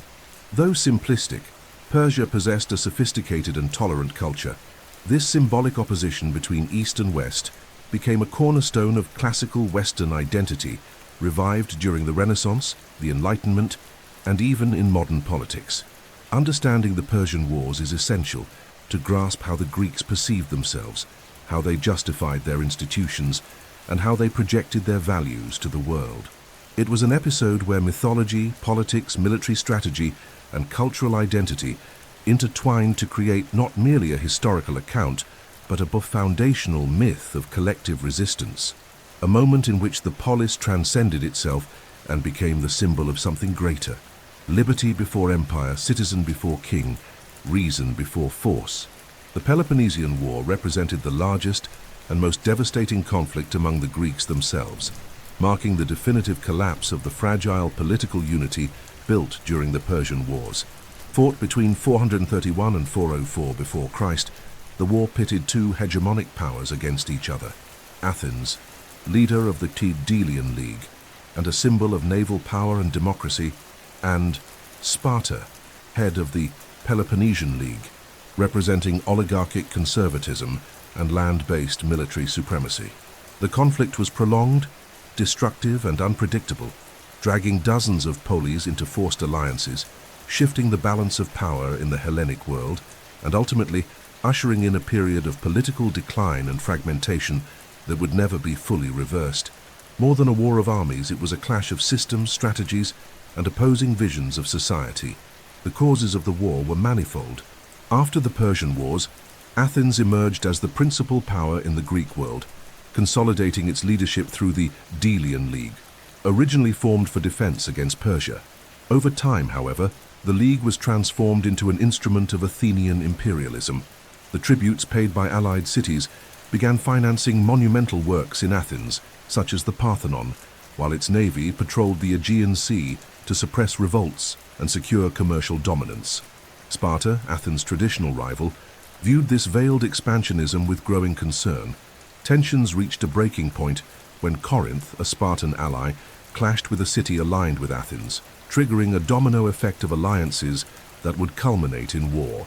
The historian Thucydides, a direct witness to the events, wrote a dense and realistic account of the conflict, offering a vivid portrait of the political mechanisms, moral collapse, and military strategies involved. For him, the true cause of the war was not any isolated incident, but Sparta's fear of Athens' growing power. The war unfolded in three distinct phases. The Archidamian phase, marked by periodic Spartan invasions of Attica and Athens' defensive strategy. The Peace of Nicias, an unstable period of truce, and the court final phase, more aggressive and disastrous, characterized by Athens' failed Sicilian expedition and Persia's entry as financier of Sparta's fleet. At the start of the war, Sparta launched annual invasions of Attica, destroying crops and forcing farmers to take refuge behind Athens' walls. In response, Athens used its fleet to raid the Peloponnesian coast and maintain city supplies by sea. This defensive strategy held until 430 before Christ, when a plague, possibly typhus or smallpox, devastated Athens, killing a third of its population, including its political leader, Pericles. The epidemic weakened social cohesion, spread panic and demoralization, and compromised the city's ability to resist. The already protracted war now began to erode the internal structure of the poleis involved. During the so-called Peace of Nicias, signed in 421 before Christ, Athens and Sparta attempted to uphold a fragile peace, but indirect conflicts continued in colonies and among allies. The final rupture came with the Sicilian expedition in 415 before Christ, when Athens, influenced by ambitious leaders like Alcibiades, launched a disastrous campaign against Syracuse in Sicily. The operation was poorly planned, plagued by betrayal, and ended in the near-total destruction of the Athenian fleet and army. This defeat dealt an irreversible blow to Athens' power, leaving it weakened and vulnerable to Spartan advances. In the war's final stage, Sparta received financial support from Persia, ironically the former common enemy, which funded the construction of a fleet capable of rivaling Athens' naval dominance. With these resources, Sparta defeated Athens at the Battle of Aegospotami in 405 before Christ, and the following year besieged the city and forced its surrender. In 404 before Christ, after 27 years of war, Athens capitulated. Its walls were torn down, its fleet reduced, its empire dismantled, and a Spartan-imposed oligarchy, the regime of the BT, 30 tyrants, took power. Although this regime was later overthrown, Athens' prestige and strength would never be fully restored. However, Sparta's victory did not bring stability. Unable to manage the hegemonic system it tried to impose, Sparta quickly clashed with other Greek cities like Thebes and Corinth, and its authority was challenged from all sides. The Greek polis, as a political model, began to fragment into unstable alliances, continuous wars, and internal crises. The momentary unity of the Hellenic world gave way to a landscape of decline and division. The Peloponnesian War, which began as a contest between two societal models, ended in mutual destruction, corroding the foundations of the civic autonomy that defined the polis. Culturally, the impact was equally profound. Confidence in reason, balance, and Greek superiority was shaken. Theatre began to portray pain, betrayal, and the absurdity of war more starkly. The tragedies of Euripides and the reflections of Socrates, who lived and was executed during this period, reveal a society in ethical crisis. Democracy, once Athens' ultimate symbol of freedom, exposed its vulnerabilities to political manipulation, populism, and collective irrationality. Exhausted, the Greek world gave way to the rise of new powers like Thebes and later Macedonia, which would unify Greece not through reason, but through force. Ultimately, the Peloponnesian War marked a historical turning point, the moment when the Greek polis, instead of strengthening after victory over Persia, turned against itself and consumed its own foundations. It was the beginning of the end of classical Greece, a conflict that not only destroyed empires and razed cities, but also eroded the ideal that had sustained the Hellenic world, that reason and virtue could impose order upon the chaos of human politics. Athenian democracy was one of the boldest and most influential political experiments in ancient history, marking a turning point in the forms of government practiced until then. Emerging in Athens at the end of the 6th century before Christ, the Greek system of direct democracy not only gave the common citizen an active role in political decisions, but also redefined the very meaning of citizenship, authority, and justice. In a world dominated by hereditary monarchies, centralized empires, and patrimonial oligarchies, Athens promoted the radical idea that the governance of the city should lie in the hands of those who inhabited and defended it. However, despite the prestige of this model, it is important to acknowledge that Athenian democracy was profoundly exclusive, built on the marginalization of women, foreigners, and slaves, and that its freedom, though real for some, existed at the cost of the subjugation of many others. The development of Athenian democracy was gradual and filled with internal tensions. In the 7th century before Christ, Athens was ruled by a rigid aristocracy that concentrated land ownership, military power, and the monopoly of justice. Growing social inequality, abuses of power, and the indebtedness of small landowners created a fertile ground for revolt.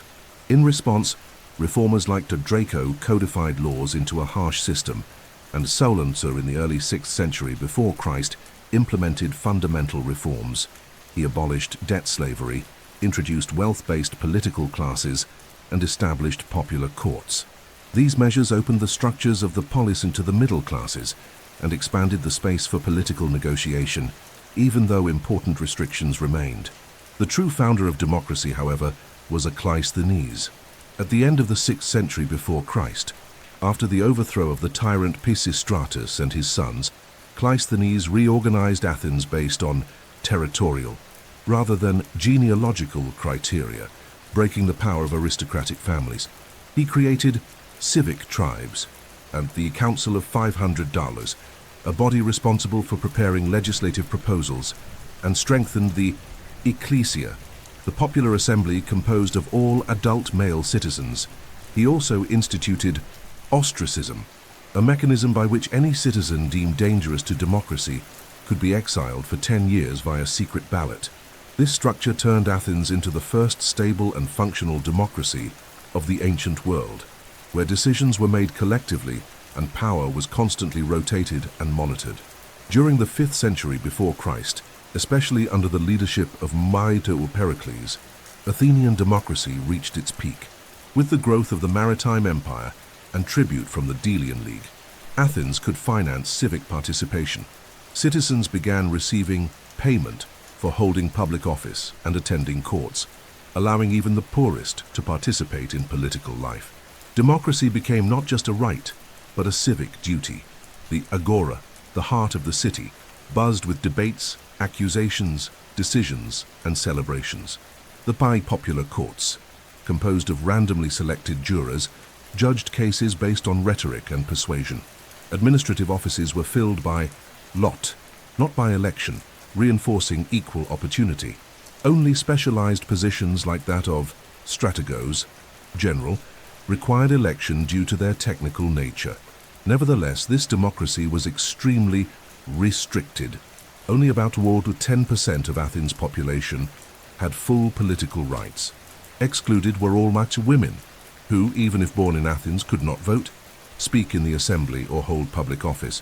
Also excluded were the metics, resident foreigners, who paid taxes and served in the military, but had no access to citizenship. And above all, there were the enslaved people, who made up a significant portion of the population and supported both the urban economy and domestic life. Athenian democracy, therefore, coexisted with slavery and the subordination of large social groups, being simultaneously revolutionary and hierarchical. Furthermore, Athenian democracy was neither peaceful nor consensual. Political debate was fierce, and rhetoric became a powerful weapon in the courts and the assembly. Freedom of speech was guaranteed, but also used strategically to manipulate emotions and public passions. Figures like Alcibiades exploited this democratic fluidity for personal gain, while thinkers like Socrates became victims of public opinion's volatility.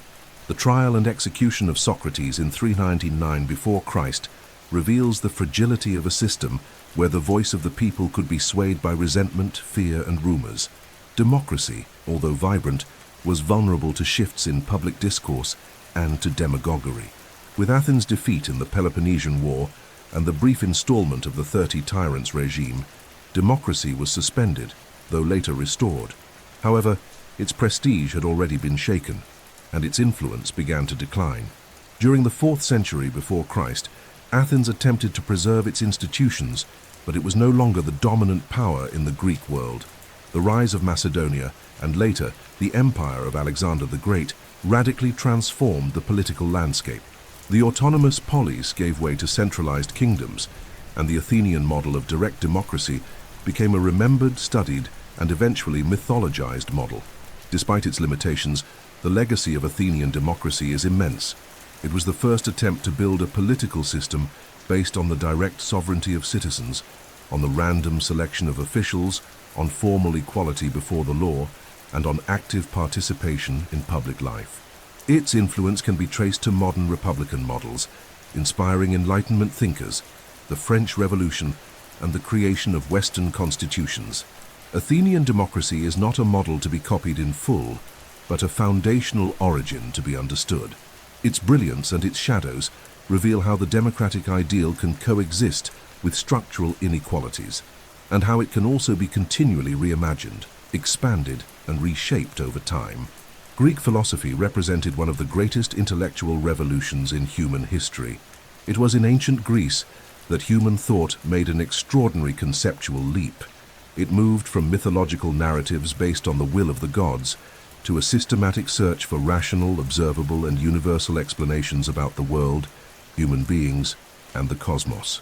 The word philosophy, from the Greek philosophia, means love of wisdom, and it was this love for understanding that led the Greeks to create the first reflections on metaphysics, logic, ethics, politics, aesthetics, and natural science. Philosophy did not arise as an isolated discipline, but as a living part of polis culture. It was a practice, a method of questioning, and an exercise in citizenship. The Greek philosopher was above all a questioner of the world, the laws, the gods, language, and reason itself. Philosophy was born in the Greek colonies of Douam, Ionia, in Asia Minor, around the 6th century before Christ. The so-called pre-Socratics were the first to try to explain nature, the physis, without resorting to myths or divine interventions. Thales of Miletus, considered the first philosopher, proposed that the origin of all things was water.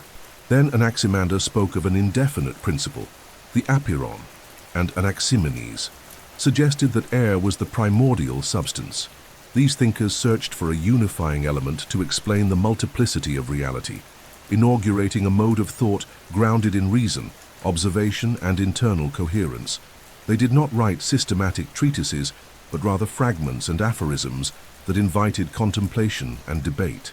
Other pre-Socratics developed more complex cosmologies. Heraclitus of Ephesus viewed the world as a constant flux, marked by the struggle of opposites, with fire as the symbol of becoming. His famous phrase, "No one ever steps in the same river twice," expressed the view that everything changes incessantly. Parmenides of Elea, on the other hand, proposed the opposite idea, that being is one, immutable, and eternal, and all change is illusory. The clash between Heraclitus and Parmenides laid the foundation for one of philosophy's central dilemmas, the conflict between appearance and reality, between the senses and reason. Their followers, like Zeno of Elea, used logical paradoxes to challenge common intuition and demonstrate the need for rational rigor. Meanwhile, Empedocles, Anaxagoras, and the atomists sought to reconcile multiplicity and permanence through combinations of elements or invisible atoms.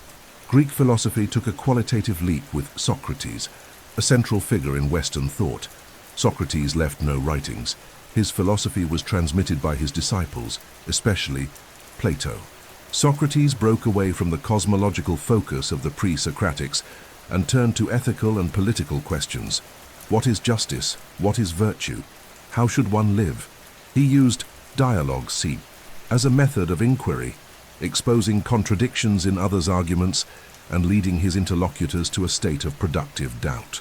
His philosophical mission was to give birth to ideas, hence his analogy with maieutics. Socrates believed that true knowledge comes from within, and that wisdom consists in recognizing one's own ignorance.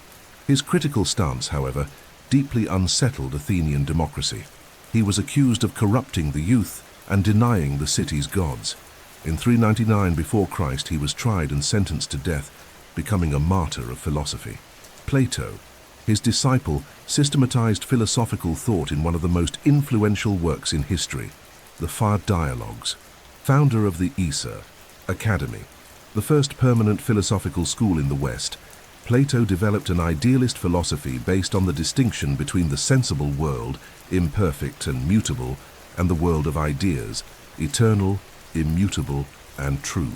For him, the reality we perceive is only a shadow of true essence, and knowledge can only be attained by the soul, as it detaches from the senses and ascends to the intelligible world.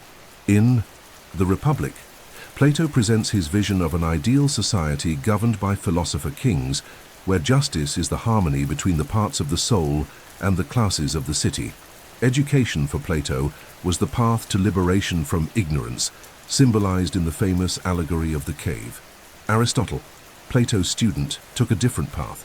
Founder of the Lyceum, he proposed a more empirical philosophy, starting from concrete observation and sensory experience to construct knowledge. Aristotle laid the foundations of formal logic, systematic biology, virtue ethics, and a rational political theory. For him, everything that exists has a final cause, a purpose, and human beings fulfill their essence by achieving excellence, arete, in their noblest function, the use of reason. In ethics, he proposed the golden mean between extremes, and in politics he advocated a mixed government as a balance between democracy and oligarchy. Aristotle wrote treatises on physics, metaphysics, rhetoric, poetics, and astronomy, influencing not only Greek thought, but also medieval Christian theology and modern philosophy. His quest to classify, organize, and understand the world made him the most encyclopedic thinker of antiquity.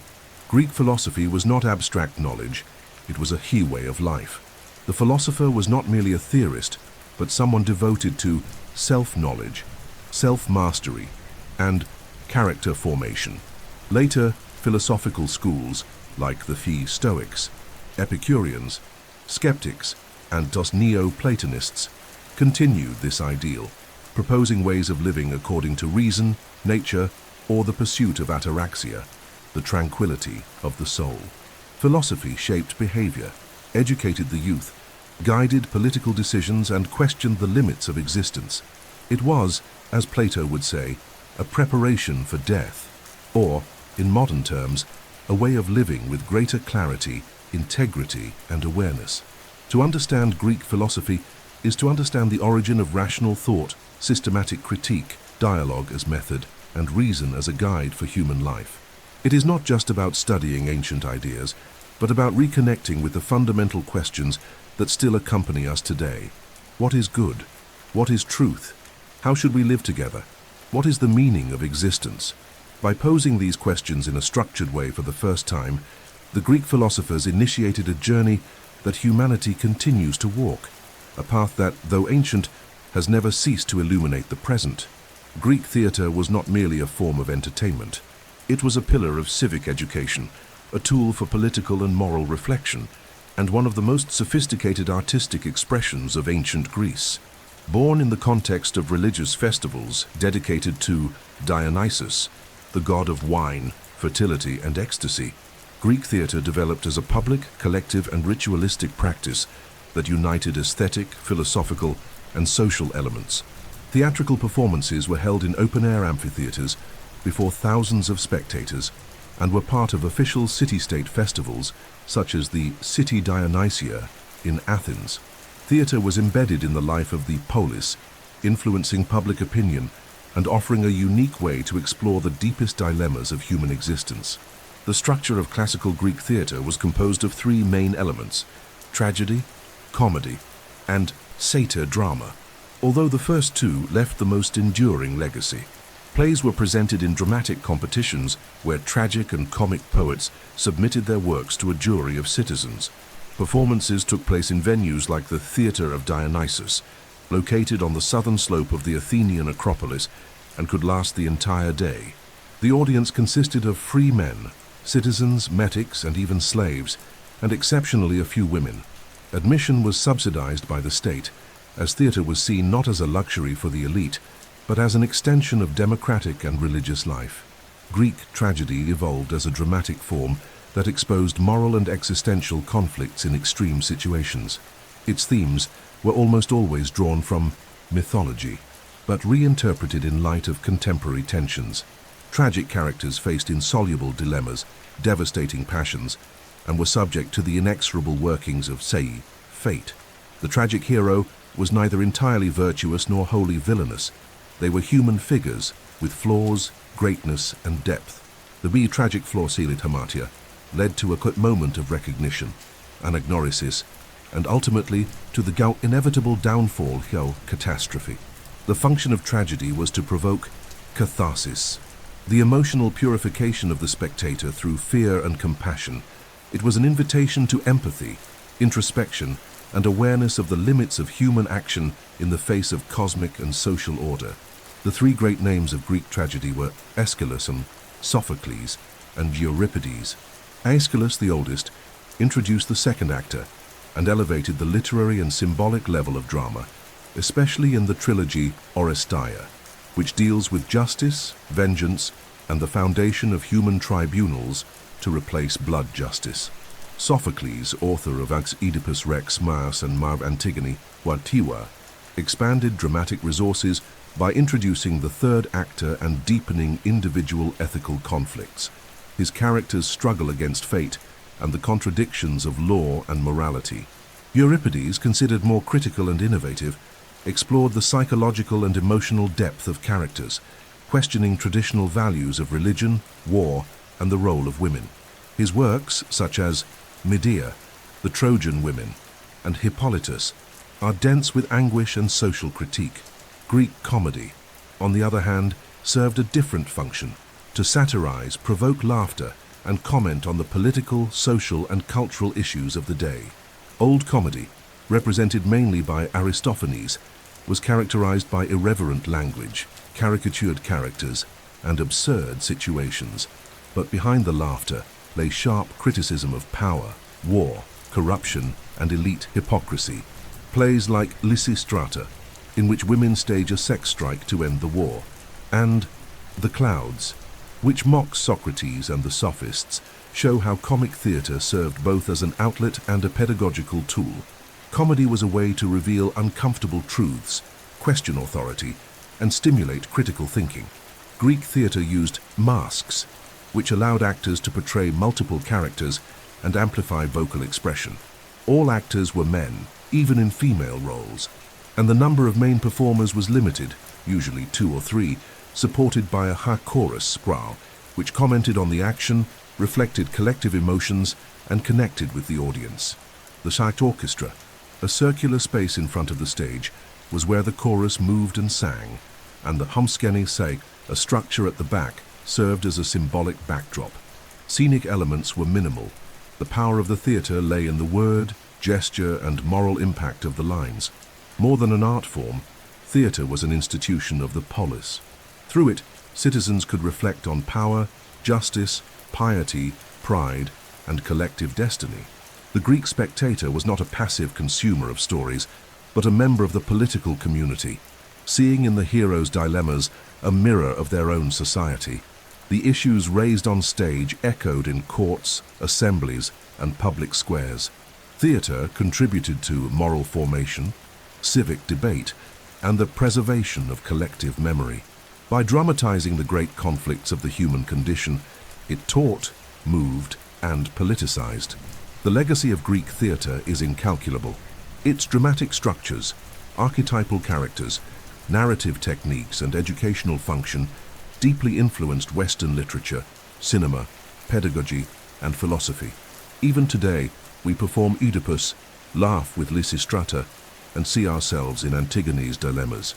Greek theatre was, and still is, a laboratory of humanity, where laughter and pain, myth and reason, the individual and the city, meet under the collective gaze of the audience. Greek art achieved a level of aesthetic and symbolic sophistication that would shape the Western ideal of beauty for millennia. Among all its artistic forms, architecture and sculpture stand out as visual expressions of profound values: harmony, balance, rationality, and transcendence. The Greeks did not merely aim to represent the visible world, but sought to express universal principles: the good, the beautiful, and the just, through proportion and form. In both temples and statues, the human body and the cosmos were translated into symmetry, rhythm, and mathematics.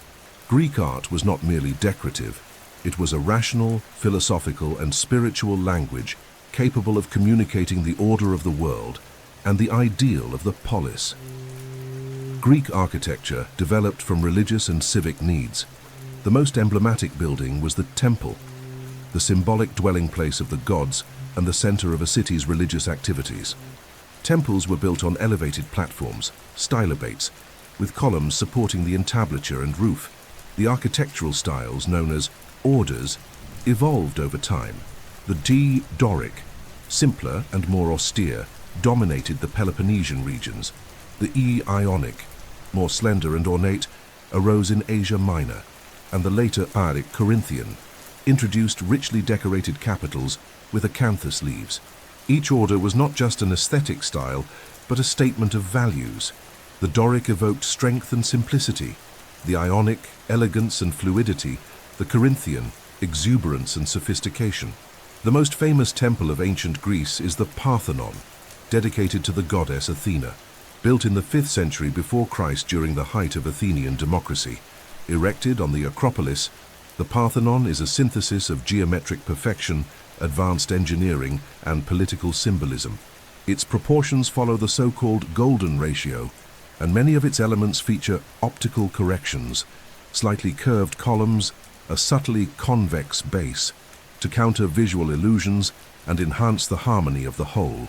The Parthenon was simultaneously a temple, a treasury, and a symbol of Athenian power. Decorated with sculptures by Phidias, it depicted mythical battles and religious processions, linking the city's identity to divine protection and cultural superiority. Greek sculpture originated in archaic art, influenced by Egyptian models, with frontal and rigid figures such as kouroi, nude male figures, and korai, clothed female figures.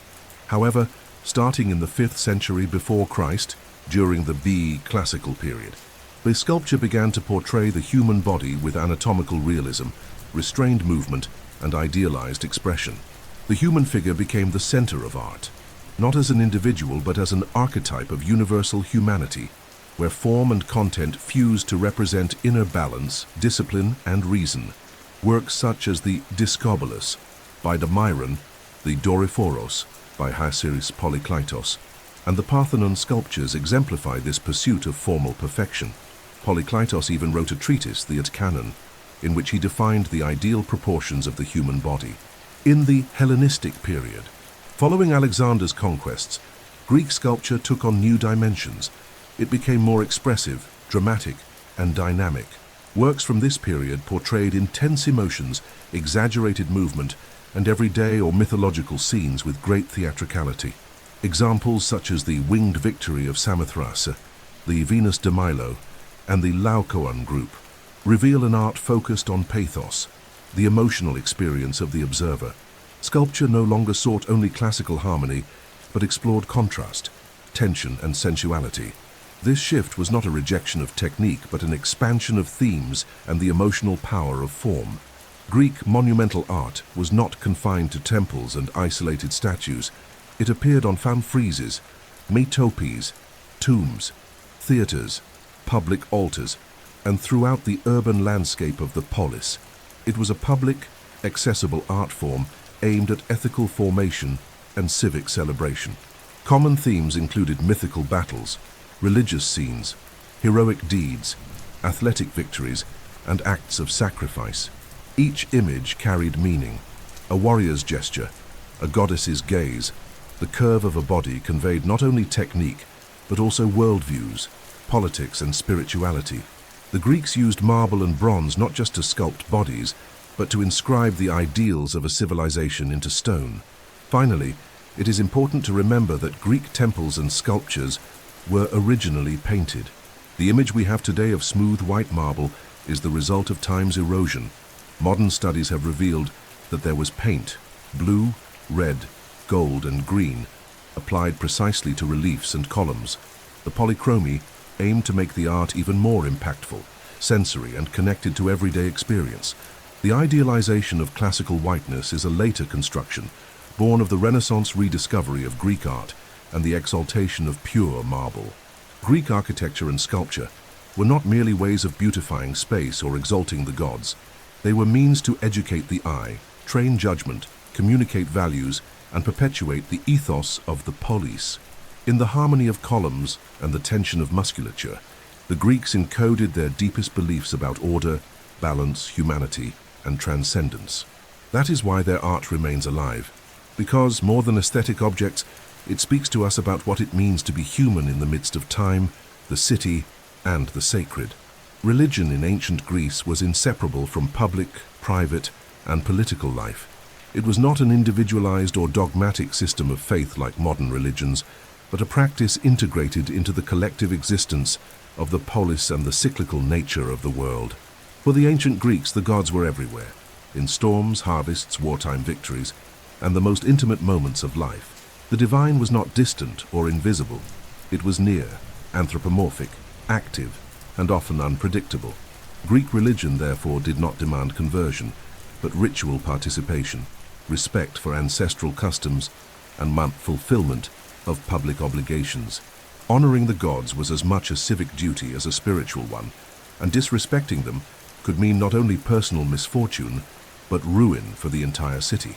The Greek pantheon was vast, hierarchical, and deeply human in its representation. The gods were not perfect or morally superior. They were immortals with human traits, passions, jealousy, hatred, desire, and honor.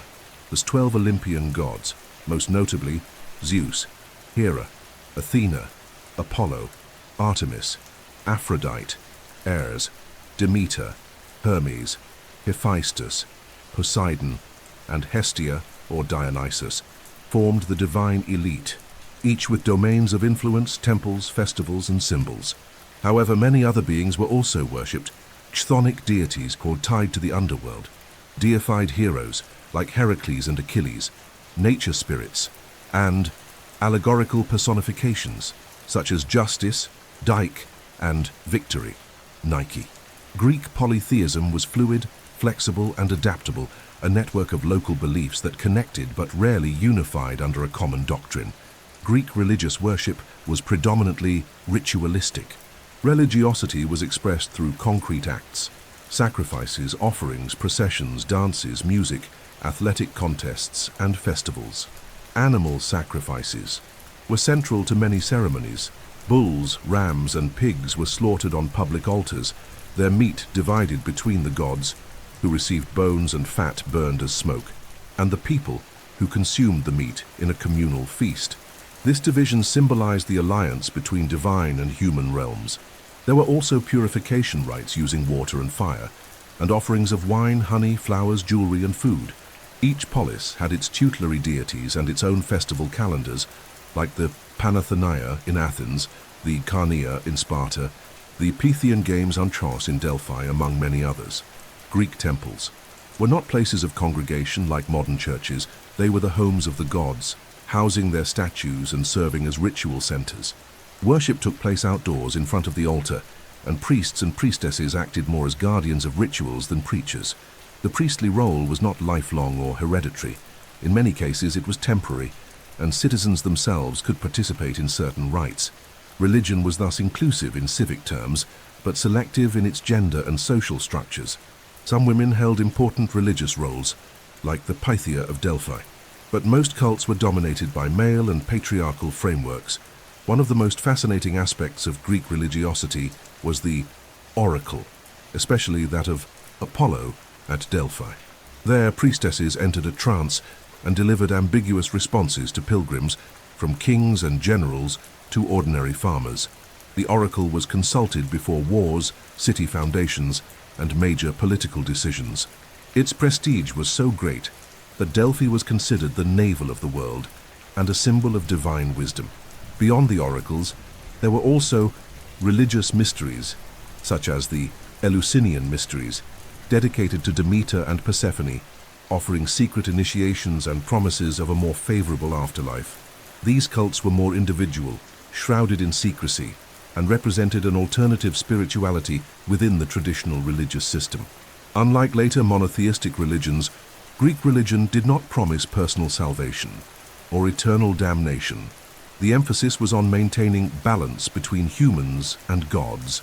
Eusebeia, or piety, and avoiding hybris, the arrogance that offended the gods and brought their punishment. Mythological stories were full of examples of individuals who crossed accepted limits and were destroyed, like Niobe, who challenged the goddess Leto, or Pentheus, who mocked Dionysus. Greek religion, therefore, taught boundaries, reverence, and respect for cosmic order, without imposing absolute faith. Religiosity also penetrated domestic life. Every household had an altar with images of household gods and ancestors. Fire was kept burning in honor of Hestia, and smaller rituals occurred at meals, weddings, births, and funerals. Death, in particular, was surrounded by precise rites to ensure the soul's rest in Hades, the realm of the dead. Although there was no detailed doctrine about the afterlife, the Greeks believed in the survival of the psyche and feared posthumous misfortune. Proper burial of the dead was a sacred duty. Figures like Orpheus, Pythagoras, and Plato would later introduce more elaborate notions of reincarnation and spiritual judgment, influencing future beliefs. Over time, especially after Alexander's conquests, Greek religion underwent a process of syncretism. Greek gods were identified with Eastern deities, and new cult forms, such as Orphism and worship of Isis and Serapis, gained strength. Still, traditional rituals remained alive until Christianity was imposed as the Roman Empire's official religion in the 4th century after Christ. Many temples were destroyed or converted, and the old gods came to be seen as myths, fables, or demons. Yet the symbolic, artistic, and intellectual legacy of Greek religion would continue to influence the Western world in Renaissance art, psychoanalysis, literature, and even political metaphors. Above all, Greek religion was a bridge between the human and the sacred. Rather than separating faith and reason, body and soul, or spirit and city, it integrated all these dimensions into a living, plural, and profoundly poetic system. It celebrated the mystery of existence without demanding absolute submission. It taught limits without threatening eternal punishment, and it gave life meaning through rituals, stories, and symbols that still move us today. In looking at the Greek gods, we see more than mythology. We see the dreams, fears, and eternal hopes of the human condition. Greek science marked the birth of rational and systematic investigation into natural phenomena. Although the civilizations of Egypt, Mesopotamia, and India already possessed extensive empirical knowledge in medicine, engineering, and mathematics, it was the Greeks who began formulating universal explanations based on logic, observation, and theoretical deduction. The philosophical impulse of ancient Greece was not limited to ethics or metaphysics. It expanded to comprehend the cosmos, the human body, numbers, and the elements that constitute reality. Science in Greece emerged as an extension of natural philosophy. It was not separate from the humanities, but an essential part of the rational effort to interpret the world. Astronomy was one of the most important fields of Greek scientific thought.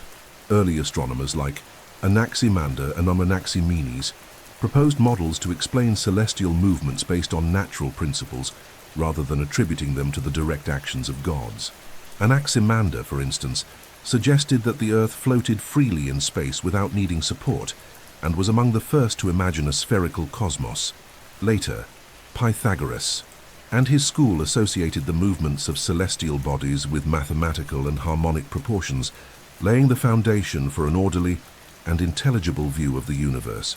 In the 4th century before Christ, Eudoxus of Cnidus developed a system of concentric spheres to explain planetary movements, a precursor to more complex astronomical models.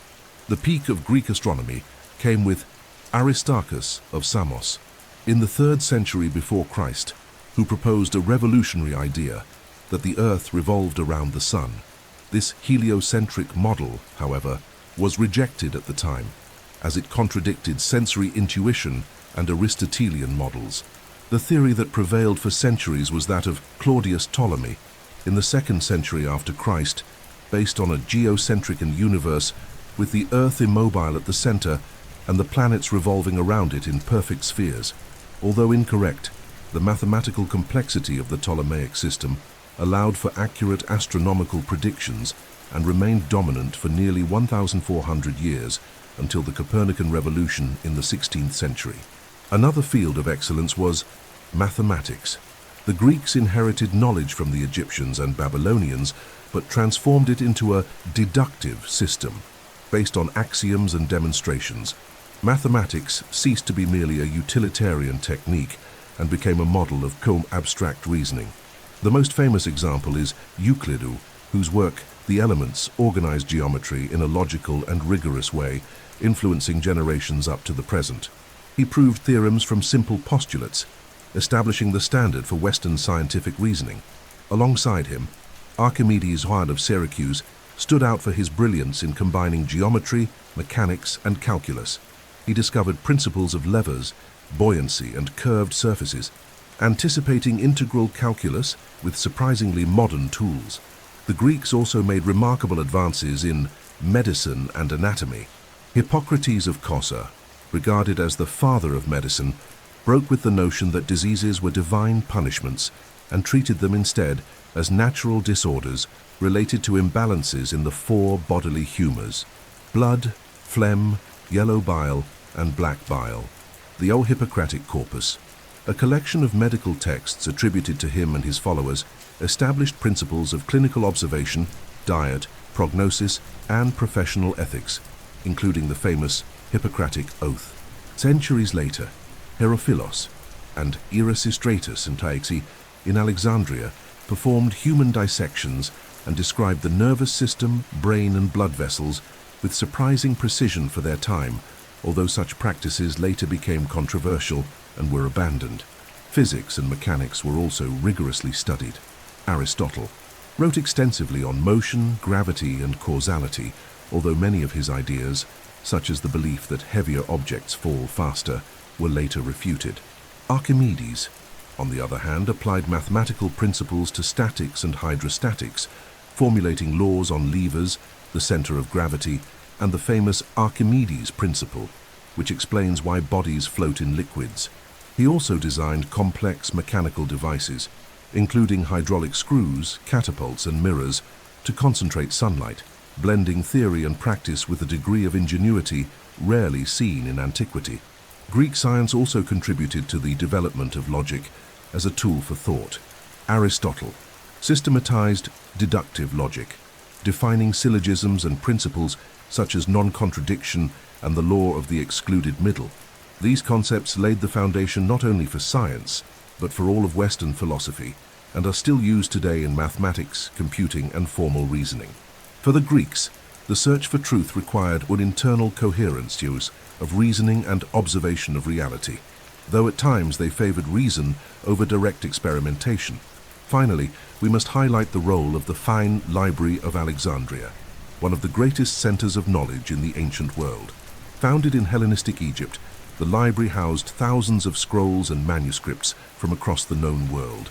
Scholars such as Eratosthenes, who calculated the Earth's circumference with great accuracy using only shadows and mathematics, and Hipparchus, who created the first star catalogues and trigonometric tables, worked there.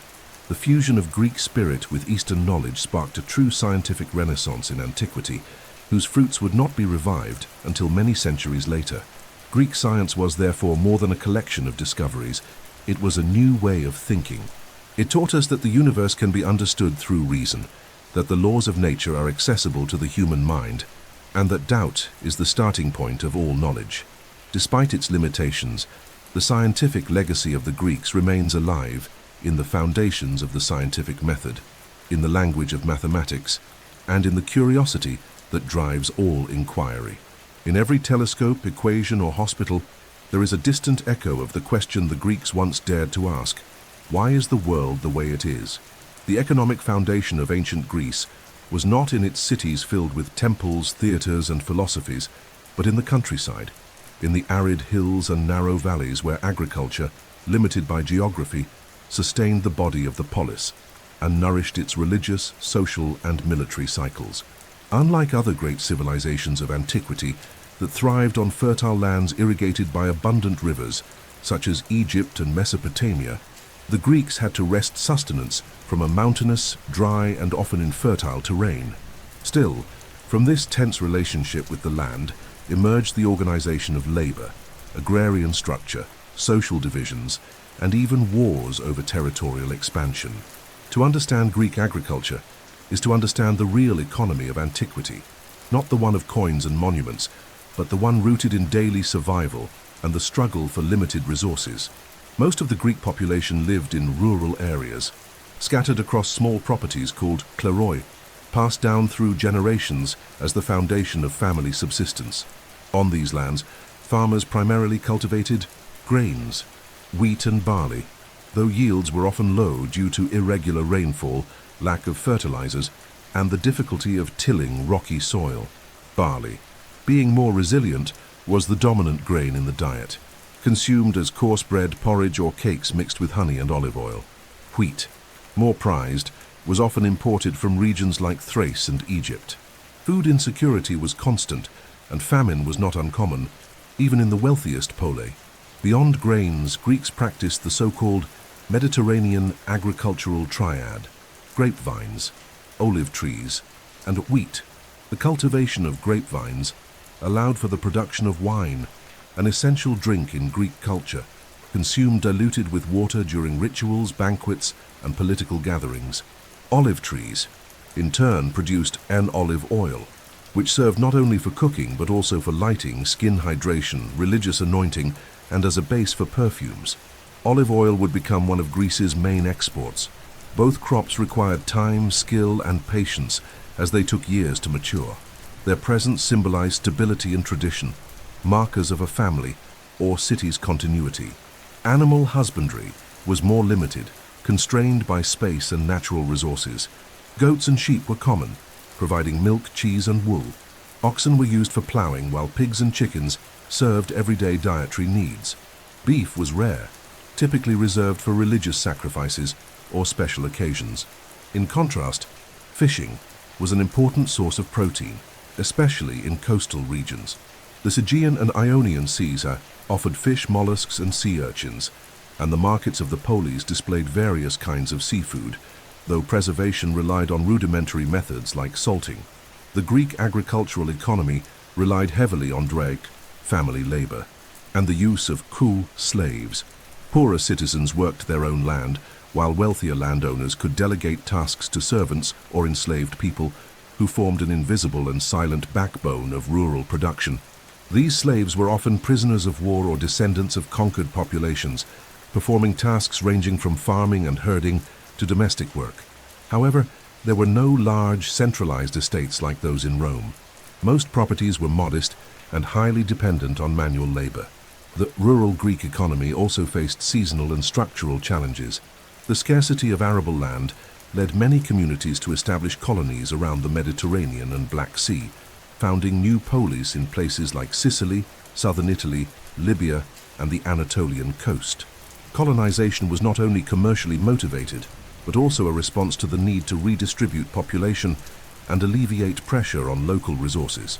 Moreover, agriculture was vulnerable to pests, climate changes, war, and taxation, all of which could disrupt production and trigger internal migrations. Despite the hardships, there were forms of rural cooperation, such as barter trade, seasonal fairs, kinship networks, and community agricultural festivals. Some poleis enacted laws to protect small farmers, limit land concentration, and ensure collective access to water sources and pastures. In Athens, for instance, Solon implemented agrarian reforms aimed at alleviating farmers' debts and preventing their enslavement due to insolvency. Although not always effective, such measures highlighted that agriculture was not only an economic matter, but also a political and moral-based issue. Greek agricultural techniques were modest by modern standards, but included practices like crop rotation, the use of wooden plows, manual irrigation, and terracing on hillsides. Agricultural knowledge was transmitted orally, and some literary works like Hesiod's Works and Days served as both practical manuals and ethical reflections on farm labor. Working the land was seen as a dignified, honorable, and natural activity, idealized by the elite as a symbol of moderation and self-control, even though it was often marked by exhaustion, risk, and poverty. Dependence on the land also shaped that religious calendar, with festivals such as the Thesmophoria, dedicated to Demeter, goddess of agriculture, and rituals of thanksgiving for harvests. Agrarian religion reinforced the idea that the fertility of the land depended not only on labor, but also on cosmic order and divine favor. Therefore, maintaining rituals was as important as plowing the fields. When scarcity struck, it was interpreted as a sign of imbalance, moral, political, or religious, requiring sacrifices, atonements, and oracular consultation. Agriculture sustained not only bodies, but the symbolic structures of ancient Greece. It fed the army, religion, theater, and philosophy. Even in times of urban splendor, the Greeks understood that the countryside was the silent backbone of the poleis. Rural life, with its repetitions and uncertainties, provided civilization's rhythm. The seasons, the harvests, the rites, the festivals, all followed the cycle of the earth. Studying Greek agriculture reveals not just tools or techniques, but the deep bond between nature and culture, between survival and the meaning of existence. The position of women in ancient Greece was marked by profound ambiguity. At once invisible in the public sphere, yet essential within the domestic and religious structure, their presence was tightly regulated by social, moral, and political norms. The Greek polis, especially Athens, was founded on a strictly patriarchal conception in which women did not possess full citizenship, could not vote, hold political office, or make legal decisions without the intermediation of a male guardian. Still, this socially marginalized figure was responsible for ensuring lineage continuity, maintaining the household, raising children, and honoring the city's gods. The Greek woman lived in constant tension between the silence imposed upon her and the symbolic power she embodied. In Athens, regarded as the cradle of democracy, free women were paradoxically excluded from citizenship. From birth, they were under the authority of their father, and once married under the authority of their husband. Their primary function was that of wife and mother, especially in the task of producing legitimate offspring essential to the polis continuity. Marriages were arranged by families and typically occurred when the girl was between 12 and 14 years old. The woman would then move from her father's oikia, household, to that of her husband, remaining largely confined to the domestic sphere, engaged in weaving, cooking, supervising slaves, and caring for young children. The woman's domain was the gynesion, the part of the house reserved for female tasks. This spatial segregation symbolized the moral separation between the masculine, public world, and the feminine, domestic world. Women were prohibited from attending assemblies, courts, or banquets, except during specific religious occasions. Even social interactions were restricted. In many cases, respectable women were not permitted to leave the house without male accompaniment. However, there were exceptions and regional variations. In Sparta, for instance, women received formal education, participated in physical training, managed estates, and exercised a certain degree of autonomy owing to the military structure of Spartan society, where men spent much of their lives at war.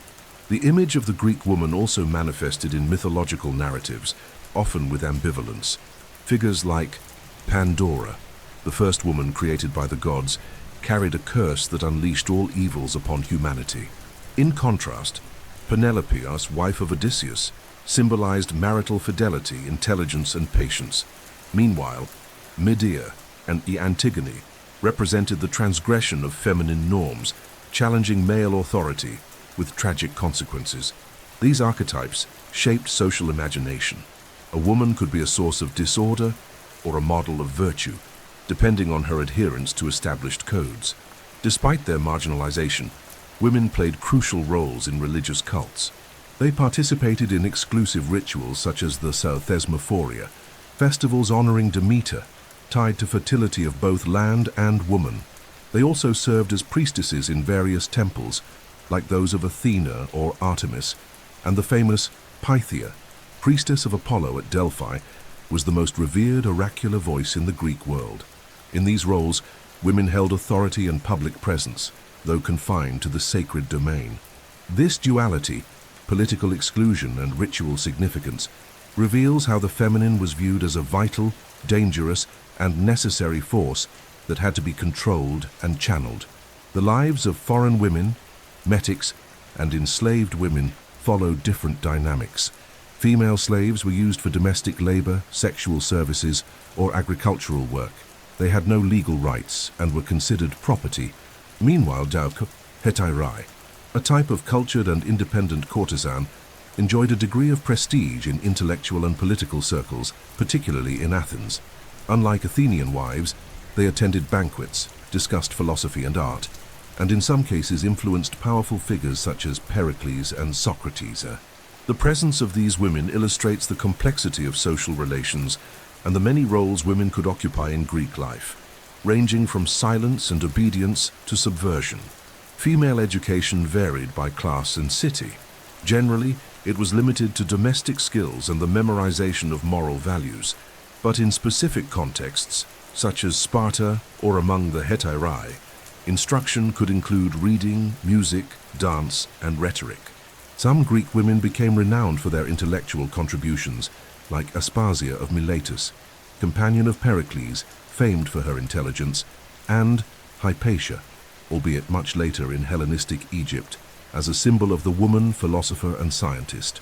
These figures, however, were exceptions within a system designed to keep women out of public debate and collective decision-making. The Greek woman was at once the keeper of the home and bearer of the bloodline, the one who wove the fabric of family, but could not speak on the fate of the poleis. Her voice was absent from assemblies, but present in myths, rituals, and funeral laments. Her presence was controlled yet essential. The patriarchal structure of ancient Greece ensured her political invisibility, but also her symbolic permanence. By studying the condition of women in this context, we uncover not only historical inequalities, but also the cultural foundations that shaped and continue to influence gender roles in Western societies. Greek philosophy is, in many respects, the intellectual foundation of Western civilization. It did not emerge as an isolated school, but as a revolution in thought that broke away from mythical explanations of the world and proposed a new approach based on reason, observation, doubt, and dialogue. Instead of accepting natural phenomena as whims of the gods, the first philosophers sought universal causes, rational laws, and structural principles. This shift, initiated in the Ionian cities of Asia Minor around the 6th century before Christ, gave rise to a new kind of inquiry, a search for truth that did not depend on tradition or revelation, but on logic, argumentation, and method. The so-called pre-Socratics, such as Thales of Miletus, Anaximander, Anaximenes, Heraclitus, Parmenides, and Democritus, were the first to ask, what is the world made of? Proposing that all of reality derived from primordial elements, water, air, fire, atoms, or an abstract principle such as the apeiron. These ideas, though primitive by modern standards, represented a critical rupture with mythical thinking and laid the foundations of natural philosophy. They sought to understand the cosmos as a coherent and intelligible system where order could be discovered through reason. It was the birth of cosmology, metaphysics, and science itself. The decisive turning point came in Athens in the 5th century before Christ, with the rise of the Sophists and Socrates. The Sophists, like Protagoras and Gorgias, taught rhetoric and argumentation, often charging fees for their services. They defended the idea that truth was relative, that man was the measure of all things, and that persuasion was more effective than the search for absolute truths. Socrates vigorously opposed them. He argued that true knowledge could only be achieved through rigorous reflection and the examination of one's own soul. Through maiutics, the dialogical method that leads to inner discovery, Socrates challenged certainties, exposed ignorance, and encouraged self-criticism. He left no writings. We know his ideas mainly through the dialogues of his student Plato. Plato developed a complex and influential philosophical system centered on the distinction between the sensory world and the world of ideas. For him, visible reality was imperfect and transient, but there existed a superior, eternal, and immutable realm, the world of ideal forms, accessible only through reason. The human soul, according to Plato, originally belonged to this world and sought to return to it through knowledge and virtue. His academy in Athens became the first institutional center of philosophical education in the West. His student, Aristotle, would later challenge this dualist metaphysics.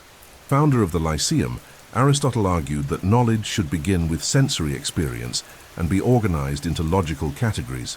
He developed formal logic, studied the causes of being, defined ethical virtues, and laid the groundwork for biology, politics, and aesthetics. Aristotle viewed the human being as a rational and political animal, destined for communal life and the pursuit of happiness, eudaimonia, through moral excellence, arete, and balance, mesotes. For him, virtue lay in the mean between extremes. Ethics was not a list of rules, but the development of character over a lifetime. His thought would deeply influence medieval Christian, Islamic, and Jewish philosophy, as well as modern science. Few thinkers produced such a vast and comprehensive body of work. He wrote on logic, physics, zoology, psychology, rhetoric, poetics, metaphysics, and political theory. Greek philosophical tradition was not confined to Athens. In other regions, schools such as Cynicism, founded by Diogenes, promoted detachment from material goods and living in accordance with nature. Epicureanism, by Epicurus, sought happiness through moderate pleasure and the absence of pain. Stoicism, by Zeno of Citium, upheld reason as life's guide and the serene acceptance of fate. And skepticism, which suspended judgment about truth, seeking inner peace. Each school offered a way of life, a therapy of the soul, an ethics for dealing with the world's uncertainty. Philosophy also engaged with politics, religion, art, and science. The Greeks did not separate knowledge and practice. The philosopher was, above all, a lover of wisdom, committed to truth, virtue, and the city.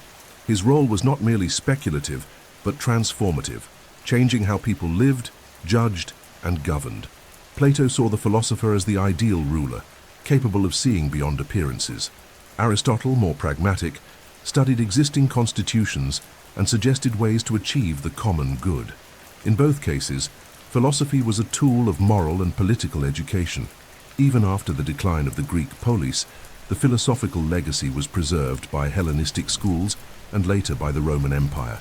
The works of Plato and Aristotle were copied, commented on, and reinterpreted for centuries. During the Middle Ages, Greek philosophers were rediscovered and integrated into Christian thought, especially by Thomas Aquinas. In the Renaissance, they inspired humanists, and in modernity, from Descartes to Kant, from Nietzsche to Heidegger, Greek philosophy remained the starting point and the mirror for all attempts to understand being, knowledge, and goodness. To study Greek philosophy is to return to fundamental questions. What is truth? What is justice? How should we live? Who are we? These questions, posed over 2,000 years ago, still echo in university halls, political dilemmas, and the private reflections of every individual. Greece taught the world that thinking is an act of courage, that questioning is the beginning of freedom, and that wisdom, more than accumulated knowledge, is a way of being. Greek theatre was not merely a form of entertainment, but one of the most sophisticated expressions of Hellenic culture, blending art, religion, politics, and philosophy into a single collective experience. Born within the context of religious festivals dedicated to Dionysus, the god of wine, ecstasy, and transformation, theatre played a vital role in the life of the polis, serving as a symbolic mirror of society where moral tensions, political dilemmas, and existential anxieties were staged before an attentive and participatory audience. In Athens, especially during the city Dionysia, thousands of citizens gathered in the stone theatre of the Acropolis to watch performances that spanned days, composed of tragedies, comedies, and satyr plays. There, the stage became an arena where the boundaries between human and divine, rational and chaotic, real and mythical, were constantly tested. Greek tragedy was the first and most emblematic dramatic form.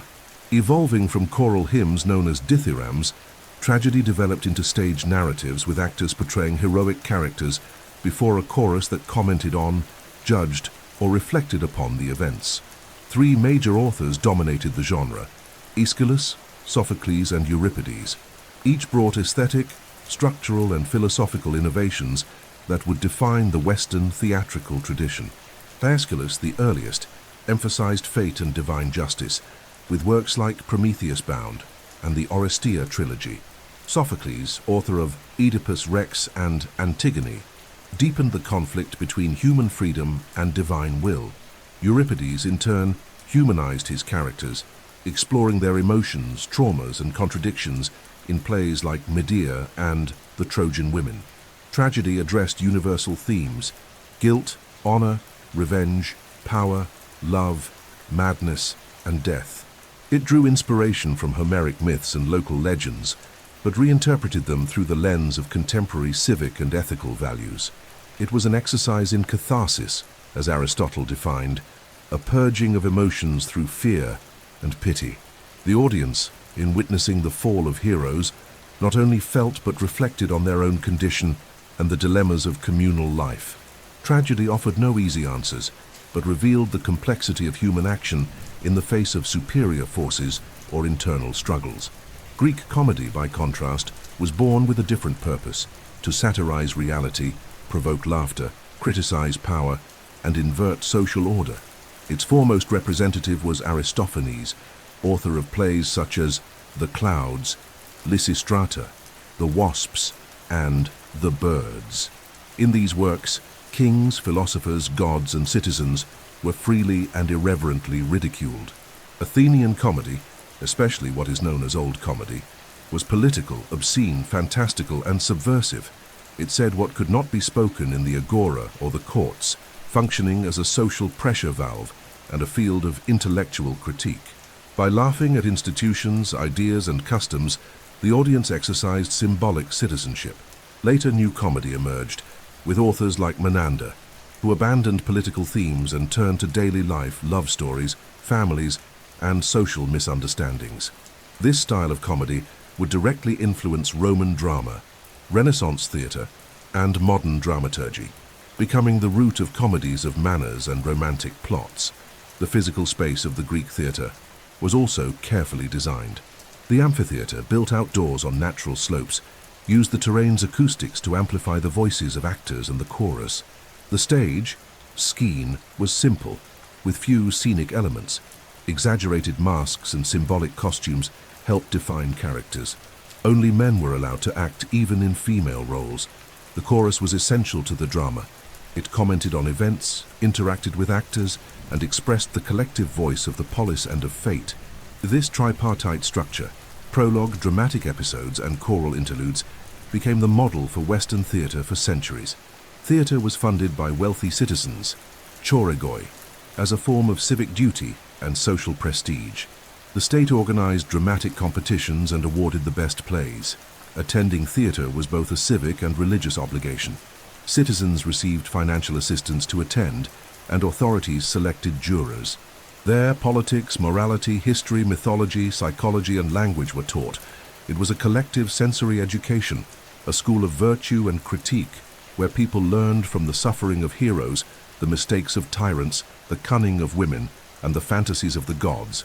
With the decline of Athens and the rise of the Roman Empire, Greek theatre lost some of its critical vitality, but its texts, techniques, and worldview continued to deeply influence Roman theatre, medieval traditions, the European Renaissance, and modern drama. Shakespeare, Racine, Brecht, and many others drank from the Greek source. Even today, the tragedies and comedies of ancient Greece are performed worldwide, reminding us that the stage is a mirror where humanity recognizes, questions, and transforms itself. Greek theatre, in essence, was the soul of the polis projected through the body of art. There the citizen stood before the tragic mirror of his fragility and the comic lens of his pretensions. It was a ritual of recognition, a rite of passage, an aesthetic and ethical celebration. By watching a tragedy or laughing with a comedy, the Greeks were not merely entertained. They thought, felt, and above all, lived as a community. The conquest of Greece by the Roman Republic did not mark the end of Greek civilization, but the beginning of a new phase in which Hellenic culture survived, transformed, and profoundly influenced the Roman world. Political domination was accompanied by an unprecedented cultural admiration. Rome achieved military victory, but was intellectually conquered. As the poet Horace put it, "Captive Greece took her savage conqueror captive." This paradox defined the entire Hellenistic Roman period. Although politically subdued, Greece became the artistic, philosophical, and educational model for the Roman elite. What began as conquest evolved into assimilation and syncretism. Roman presence in Greece was consolidated starting in the 2nd century before Christ, following victory in the Macedonian Wars and the dissolution of resistance by the city-states. The defeat of Corinth in 146 before Christ symbolized the end of Greek political autonomy. From then on, The region was organized as the province of Achaia, integrated into the vast Roman administrative system. The poleis lost much of their sovereignty, and power shifted to Roman governors. Nevertheless, many local structures, temples, assemblies, rituals were preserved, and Greek cities retained a certain cultural vitality.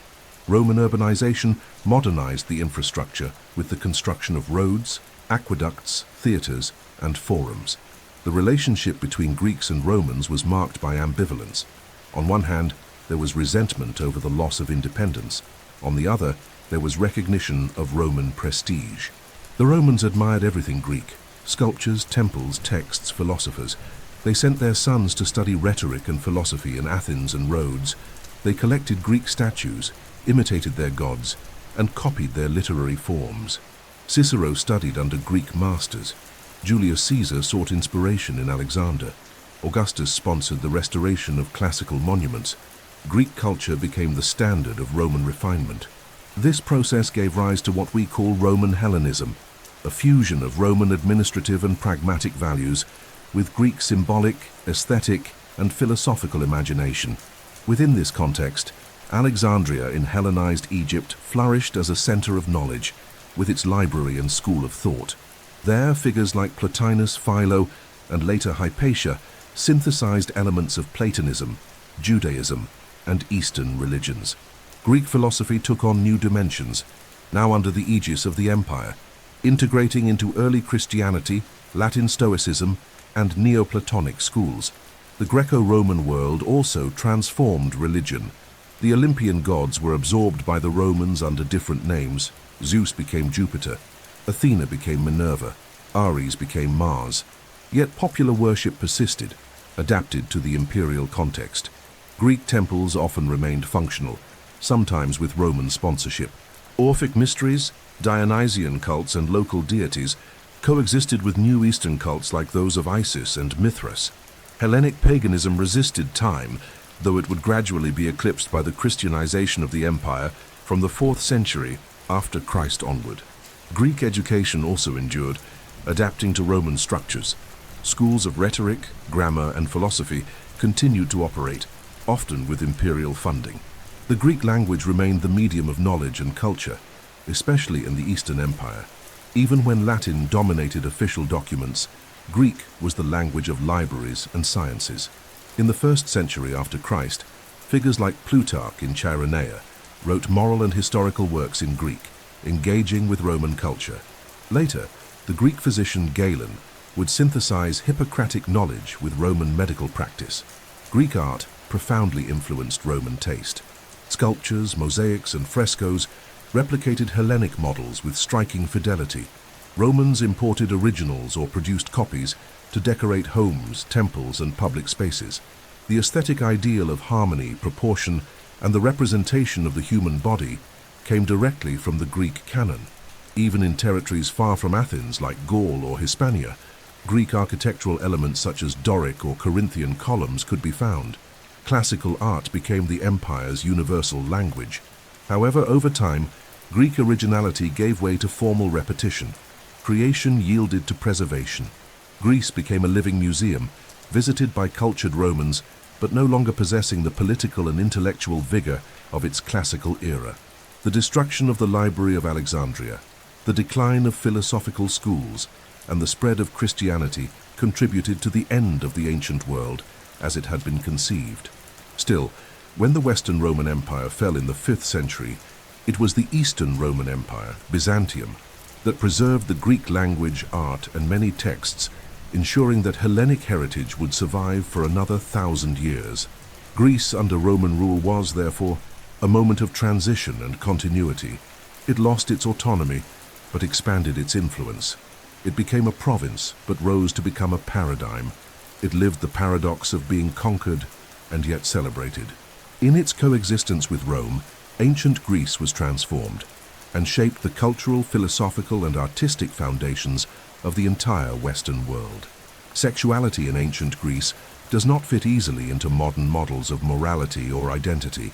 It was regulated by a series of social norms that varied according to gender, age, social status, and political context, while also expressing itself visibly through art, literature, religion, and philosophy. The body, desire, and pleasure were not considered private or shameful matters, but were integrated into the public and symbolic life of the polis. Although there were moral standards and institutional boundaries, the experience of sexuality in Greece was plural, ambiguous, and deeply marked by social hierarchy. Understanding Greek sexuality requires more than seeking equivalents to today's categories. It demands immersion into a value system that treated sex not as identity, but as a social role and ethical performance. The dominant model was that of active and passive sexuality rather than sexual orientation. The Greek male ideal revolved around virility, self-sufficiency, and dominance over others. In this system, a man's role was to penetrate and win sex, war, and politics, while the role of women, youths, or slaves was to be penetrated. Moral value lay not in the object of desire, but in the position within the relationship. A free adult male who played the active role was socially respected. One who allowed himself to be dominated, even if male, was stigmatized. This logic explains the acceptance of pederasty, the erotic relationship between an adult, erastes, and an adolescent, eromenos, usually with educational and formative purposes, provided strict codes of conduct and age limits were observed. Pederasty was not seen as a form of homosexuality, but as a male rite of passage involving intellectual mentorship, physical training, and emotional closeness. It was practiced among the elites, especially in cities like Athens and Sparta, and celebrated in poems, vases, and sculptures. There was an erotic ideal of the male youth, strong, slender, beautiful, moderately shy, representing youth in bloom and the promise of the future polis. However, the relationship was to be temporary. Once the youth reached maturity, he ceased to be desired and transitioned into the active role. Remaining indefinitely in the passive role was a source of mockery and civic exclusion. Female sexuality, on the other hand, was closely watched and institutionalized. The respectable Greek woman was destined for marriage and procreation. Virginity was a non-negotiable requirement, and conjugal fidelity an absolute duty. Men were allowed to seek pleasure outside marriage, with prostitutes, slaves, or hetairai, but women had no such freedom. Female transgression was punished by divorce or ostracism. Nonetheless, social space existed for forms of female pleasure acknowledged in literature and theatre, though often with tones of criticism, mockery, or exaggeration. Poets like Sappho, from the island of Lesbos, sang of love between women in a lyrical and sensual tone, revealing a distinct feminine erotic experience, though rare in surviving records. The hetairai, cultured and refined courtesans, were a notable exception. Unlike wives, they had the freedom to move, speak, opine, and choose their lovers. Some achieved political and intellectual notoriety, such as Aspasia, companion of Pericles. The hetairai were trained in music, philosophy, and rhetoric, and their presence at symposia, male banquets with wine, dance, and debate, was central. In contrast, the pornai public brothel prostitutes occupied the lowest rung of the sexual hierarchy, being controlled by the state and used to guarantee the moral balance of citizens. Enslaved women, meanwhile, had no right to consent and were treated as objects for use and exchange. The connection between sexuality and religion was also intense. In festivals such as the Dionysia and the Thesmophoria, erotic excess was permitted or even encouraged as a celebration of fertility, ecstasy, and rebirth. Cults to Aphrodite and Dionysus included sensual dances, phallic symbols, and ritual acts tied to pleasure and transgression. Genitalia were openly depicted on vases, stelae, and sculptures. The erect phallus, for instance, symbolized protection, life, and potency, appearing in processions, masks, and amulets. Far from being taboo, sex was a cosmic and social force. Greek philosophy, particularly with Plato, also reflected on love and desire. In works like the Symposium, Plato described Platonic love not as the absence of desire, but as its sublimation toward ideal beauty and the good. Love between men was celebrated as a higher form of affection capable of elevating the soul. Aristotle, more pragmatic, viewed sex as part of the natural function of reproduction, though he also acknowledged its ethical and emotional significance. Epicurus regarded pleasure as a good, but warned against its excesses. The Stoics preached rational control of sexual impulses without denying their existence. With the arrival of Christianity, the Greek vision of sexuality began to be gradually suppressed. The valorization of chastity, condemnation of lust, and separation of body and spirit deeply transformed sexual paradigms. Behaviors once accepted, such as pederasty, athletic nudity, and erotic art, were now condemned as sinful. Still, Greek texts and images continued to circulate, often reinterpreted or censored, yet still echoing through cultural representations of the future. Sexuality in ancient Greece was, in short, a complex social construct permeated by codes of honor, power, age, gender, and class. There was no single model of desire, but multiple forms of relationships, regulated by political and symbolic conventions. Pleasure was allowed as long as it did not threaten order. The body was exalted, provided it obeyed hierarchy. And love, in all its forms, whether erotic, philosophical, civic, or spiritual, was an integral part of human experience and Greek culture as a whole. The material culture of ancient Greece, that is, the objects the Greeks created, used, and left behind as remnants, constitutes one of the main sources for understanding the daily life, values, and mentality of this civilization. Vases, tools, coins, statues, weapons, jewelry, musical instruments, domestic utensils, and ritual artifacts reveal not only the technical level achieved, but also how the Greeks lived, what they ate, what they believed in, and how they organized themselves. The ancient world has not survived solely through texts. It persists silently in fragmented pottery, in the ruins of temples, and in the details of burial sites. Examining these objects is to reconstruct, piece by piece, the common and extraordinary life of the Hellenic polis. Greek pottery, for instance, is a true repository of information. Painted vases, produced between the 8th and 4th centuries before Christ, depict scenes of mythology, warfare, agricultural activities, banquets, athletic competitions, eroticism, and religious rituals.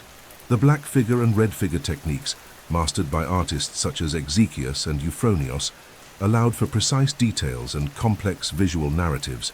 Each vase told a story: gods fighting giants, women playing lyres, warriors bidding farewell to their families, and was used in daily life to store oil, wine, grain, or perfumes. These objects, both utilitarian and artistic, reveal the aesthetic tastes, social rites, and symbolic beliefs of the ancient Greeks.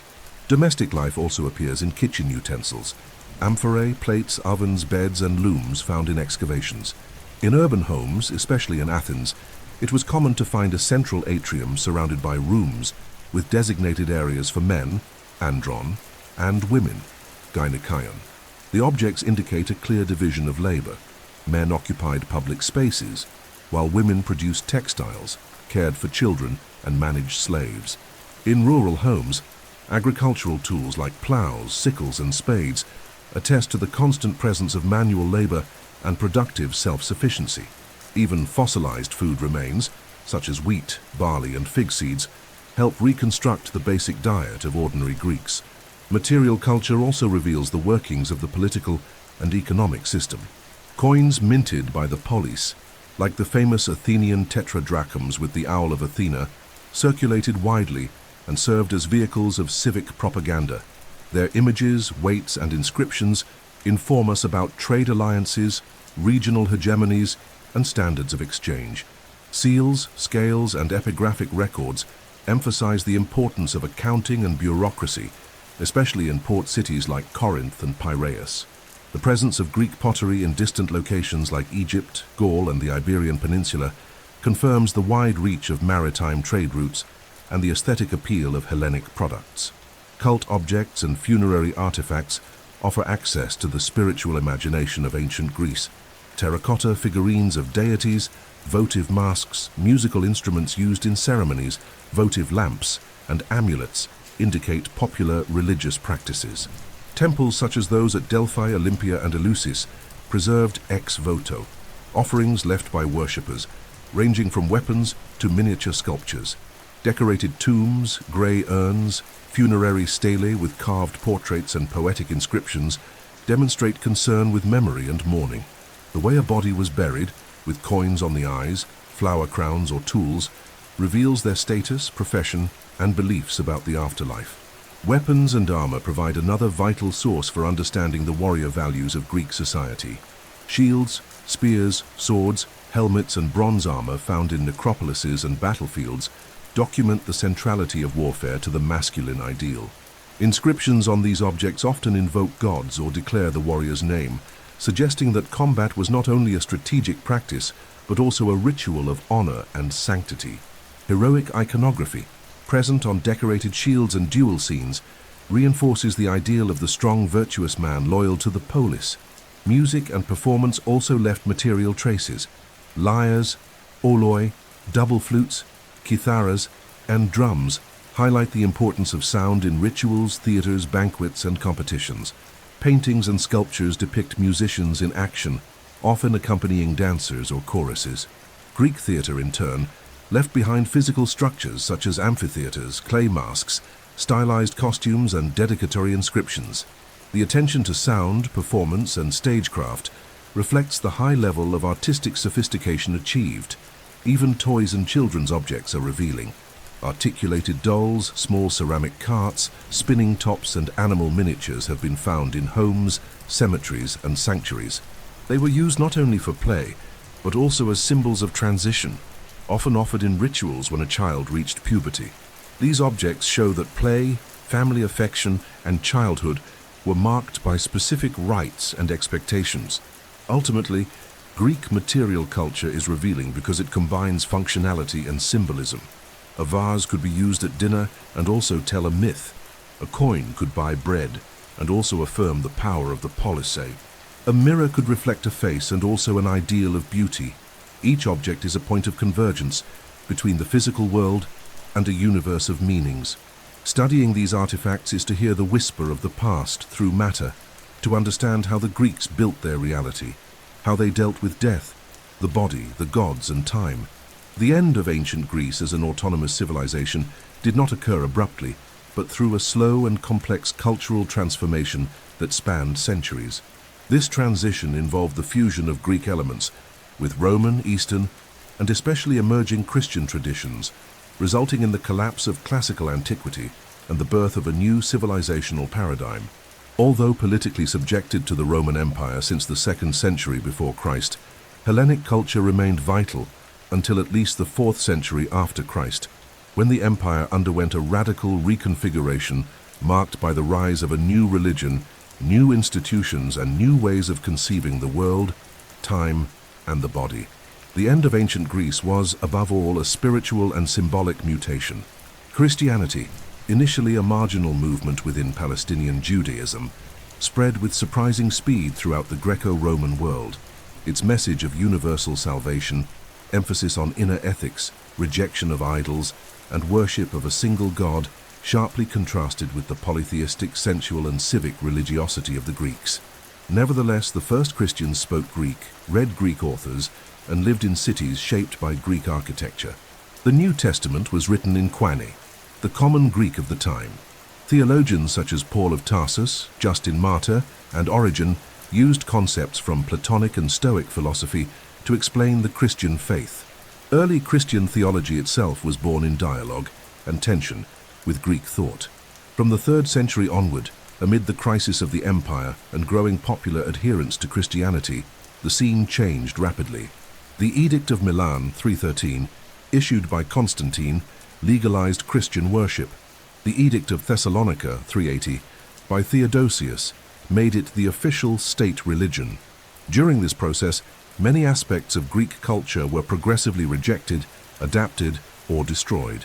Pagan temples were closed, public cults banned, traditional festivals suppressed, philosophers and priests were persecuted, and the teaching of Hellenic philosophical schools was restricted.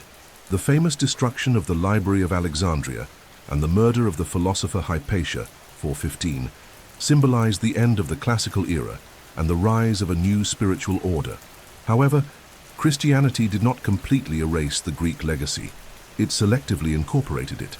Greek rhetoric, logic, metaphysics, and ethics were reconfigured into theology, exegesis, and doctrine. Augustine of Hippo adapted Christianized Platonism. Ecclesiastical councils employed Aristotelian categories, Monks copied ancient manuscripts that would later be rediscovered in the medieval West. In art, the symbolic representation of the body and face took on new meanings. Beauty came to reflect holiness rather than anatomical proportion. Nudity ceased to be a celebration of the body and became a sign of sin or martyrdom. Theatre disappeared as public spectacle. Philosophy became the servant of faith. With the division of the empire in 395, Greece became part of the Byzantine Empire, whose capital was Constantinople. Although officially Christian, this empire retained Greek as its official language and preserved much of the Hellenic cultural heritage. Byzantine philosophers continued reading Plato and Aristotle. Scholars preserved ancient scientific works, and monks copied medical, astronomical, and historical treatises. Greece, now Christian, was still Greek in spirit, but lived under a new worldview, theocentric, moralizing, eschatological. The citizenship of the poleis gave way to the community of believers. Philosophical logos gave way to the divine logos.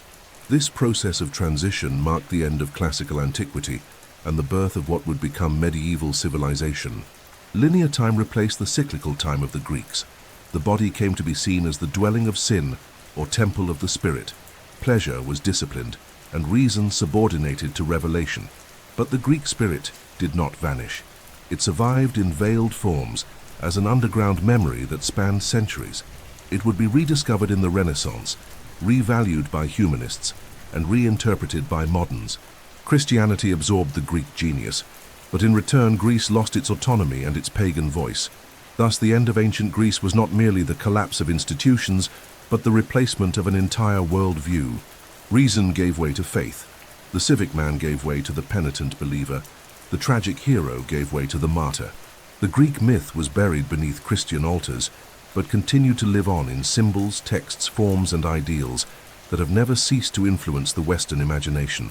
More than 2 millennia after the flourishing of ancient Greece, it is still possible to affirm that the foundations of Western civilization rest in large part upon the pillars constructed by that culture. Thought, art, politics, science, language, architecture, and even the very idea we have of humanity were shaped, directly or indirectly, by the Greek spirit.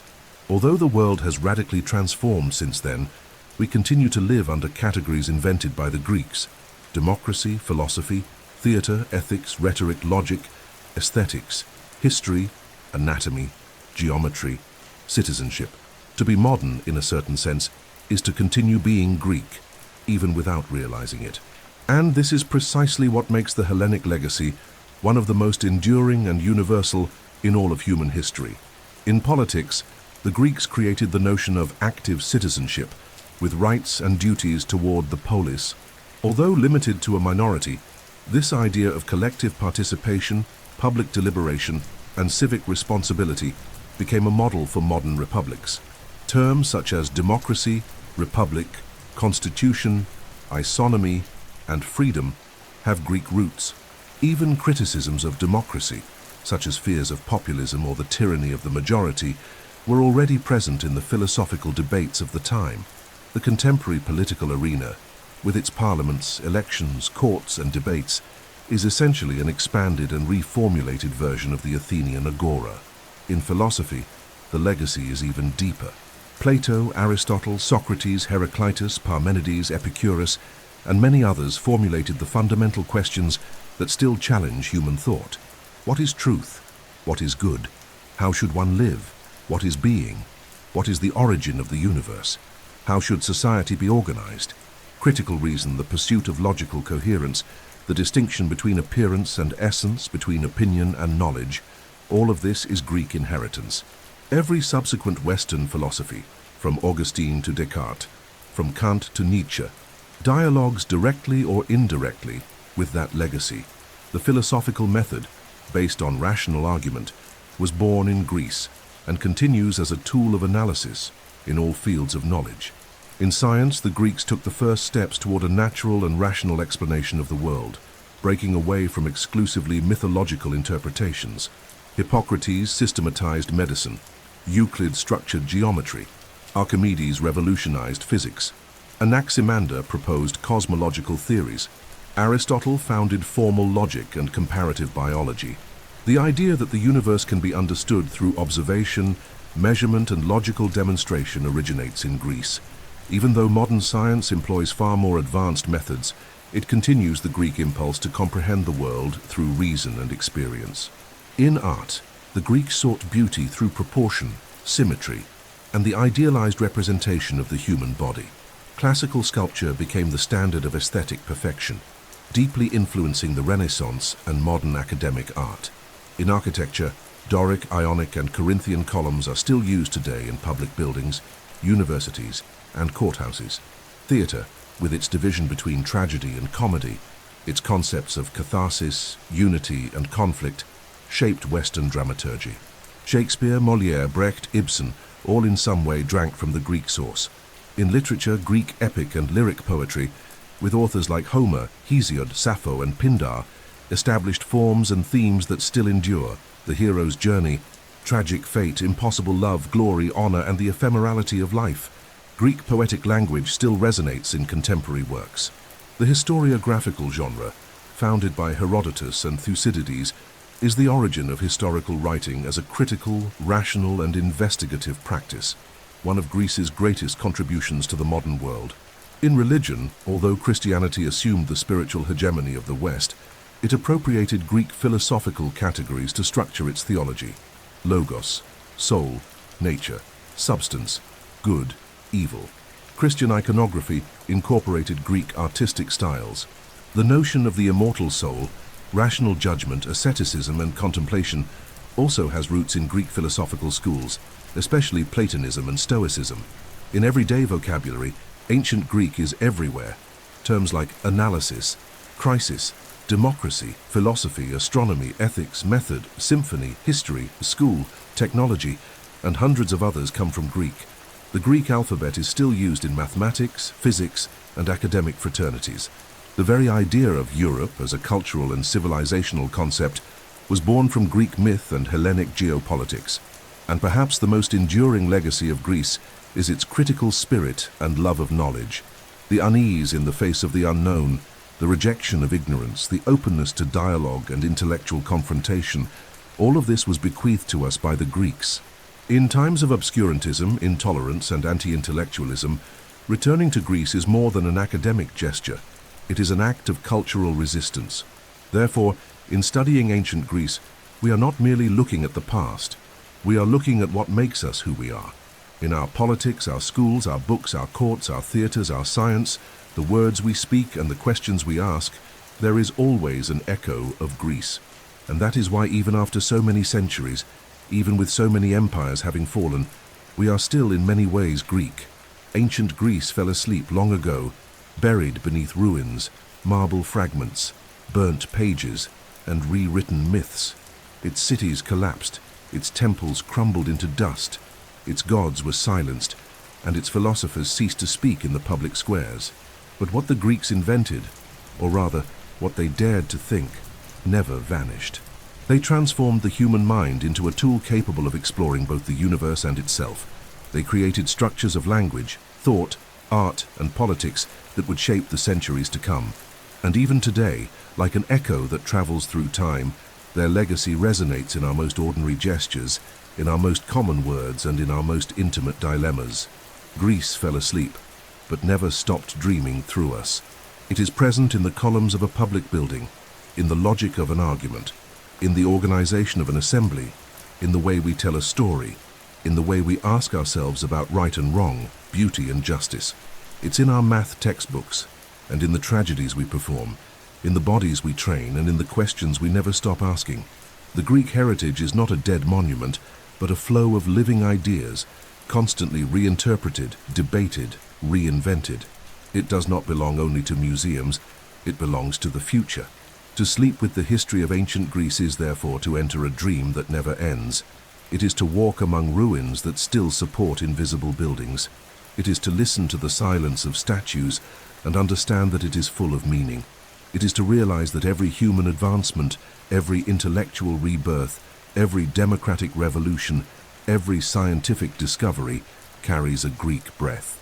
That every pursuit of justice, freedom, or truth lights a candle in the same ancient temple where Socrates walked, where Pericles spoke, where Plato dreamed of perfect worlds and Aristotle sought natural laws. Greece is not just a chapter in history. It is a deep code of Western consciousness. There is no way to ignore it, only to rediscover it. And as long as there is humanity, as long as there is thought, as long as there is a desire to understand the world and ourselves, Greece will remain alive, not as the past, but as the horizon. Because what the Greeks created was more than a civilization. It was a way of being human that still beats even when we sleep. And so, as you close your eyes tonight, may you rest beneath the echoes of a civilization that never ceased to guide us. Greece did fall asleep, but only to keep awakening the world.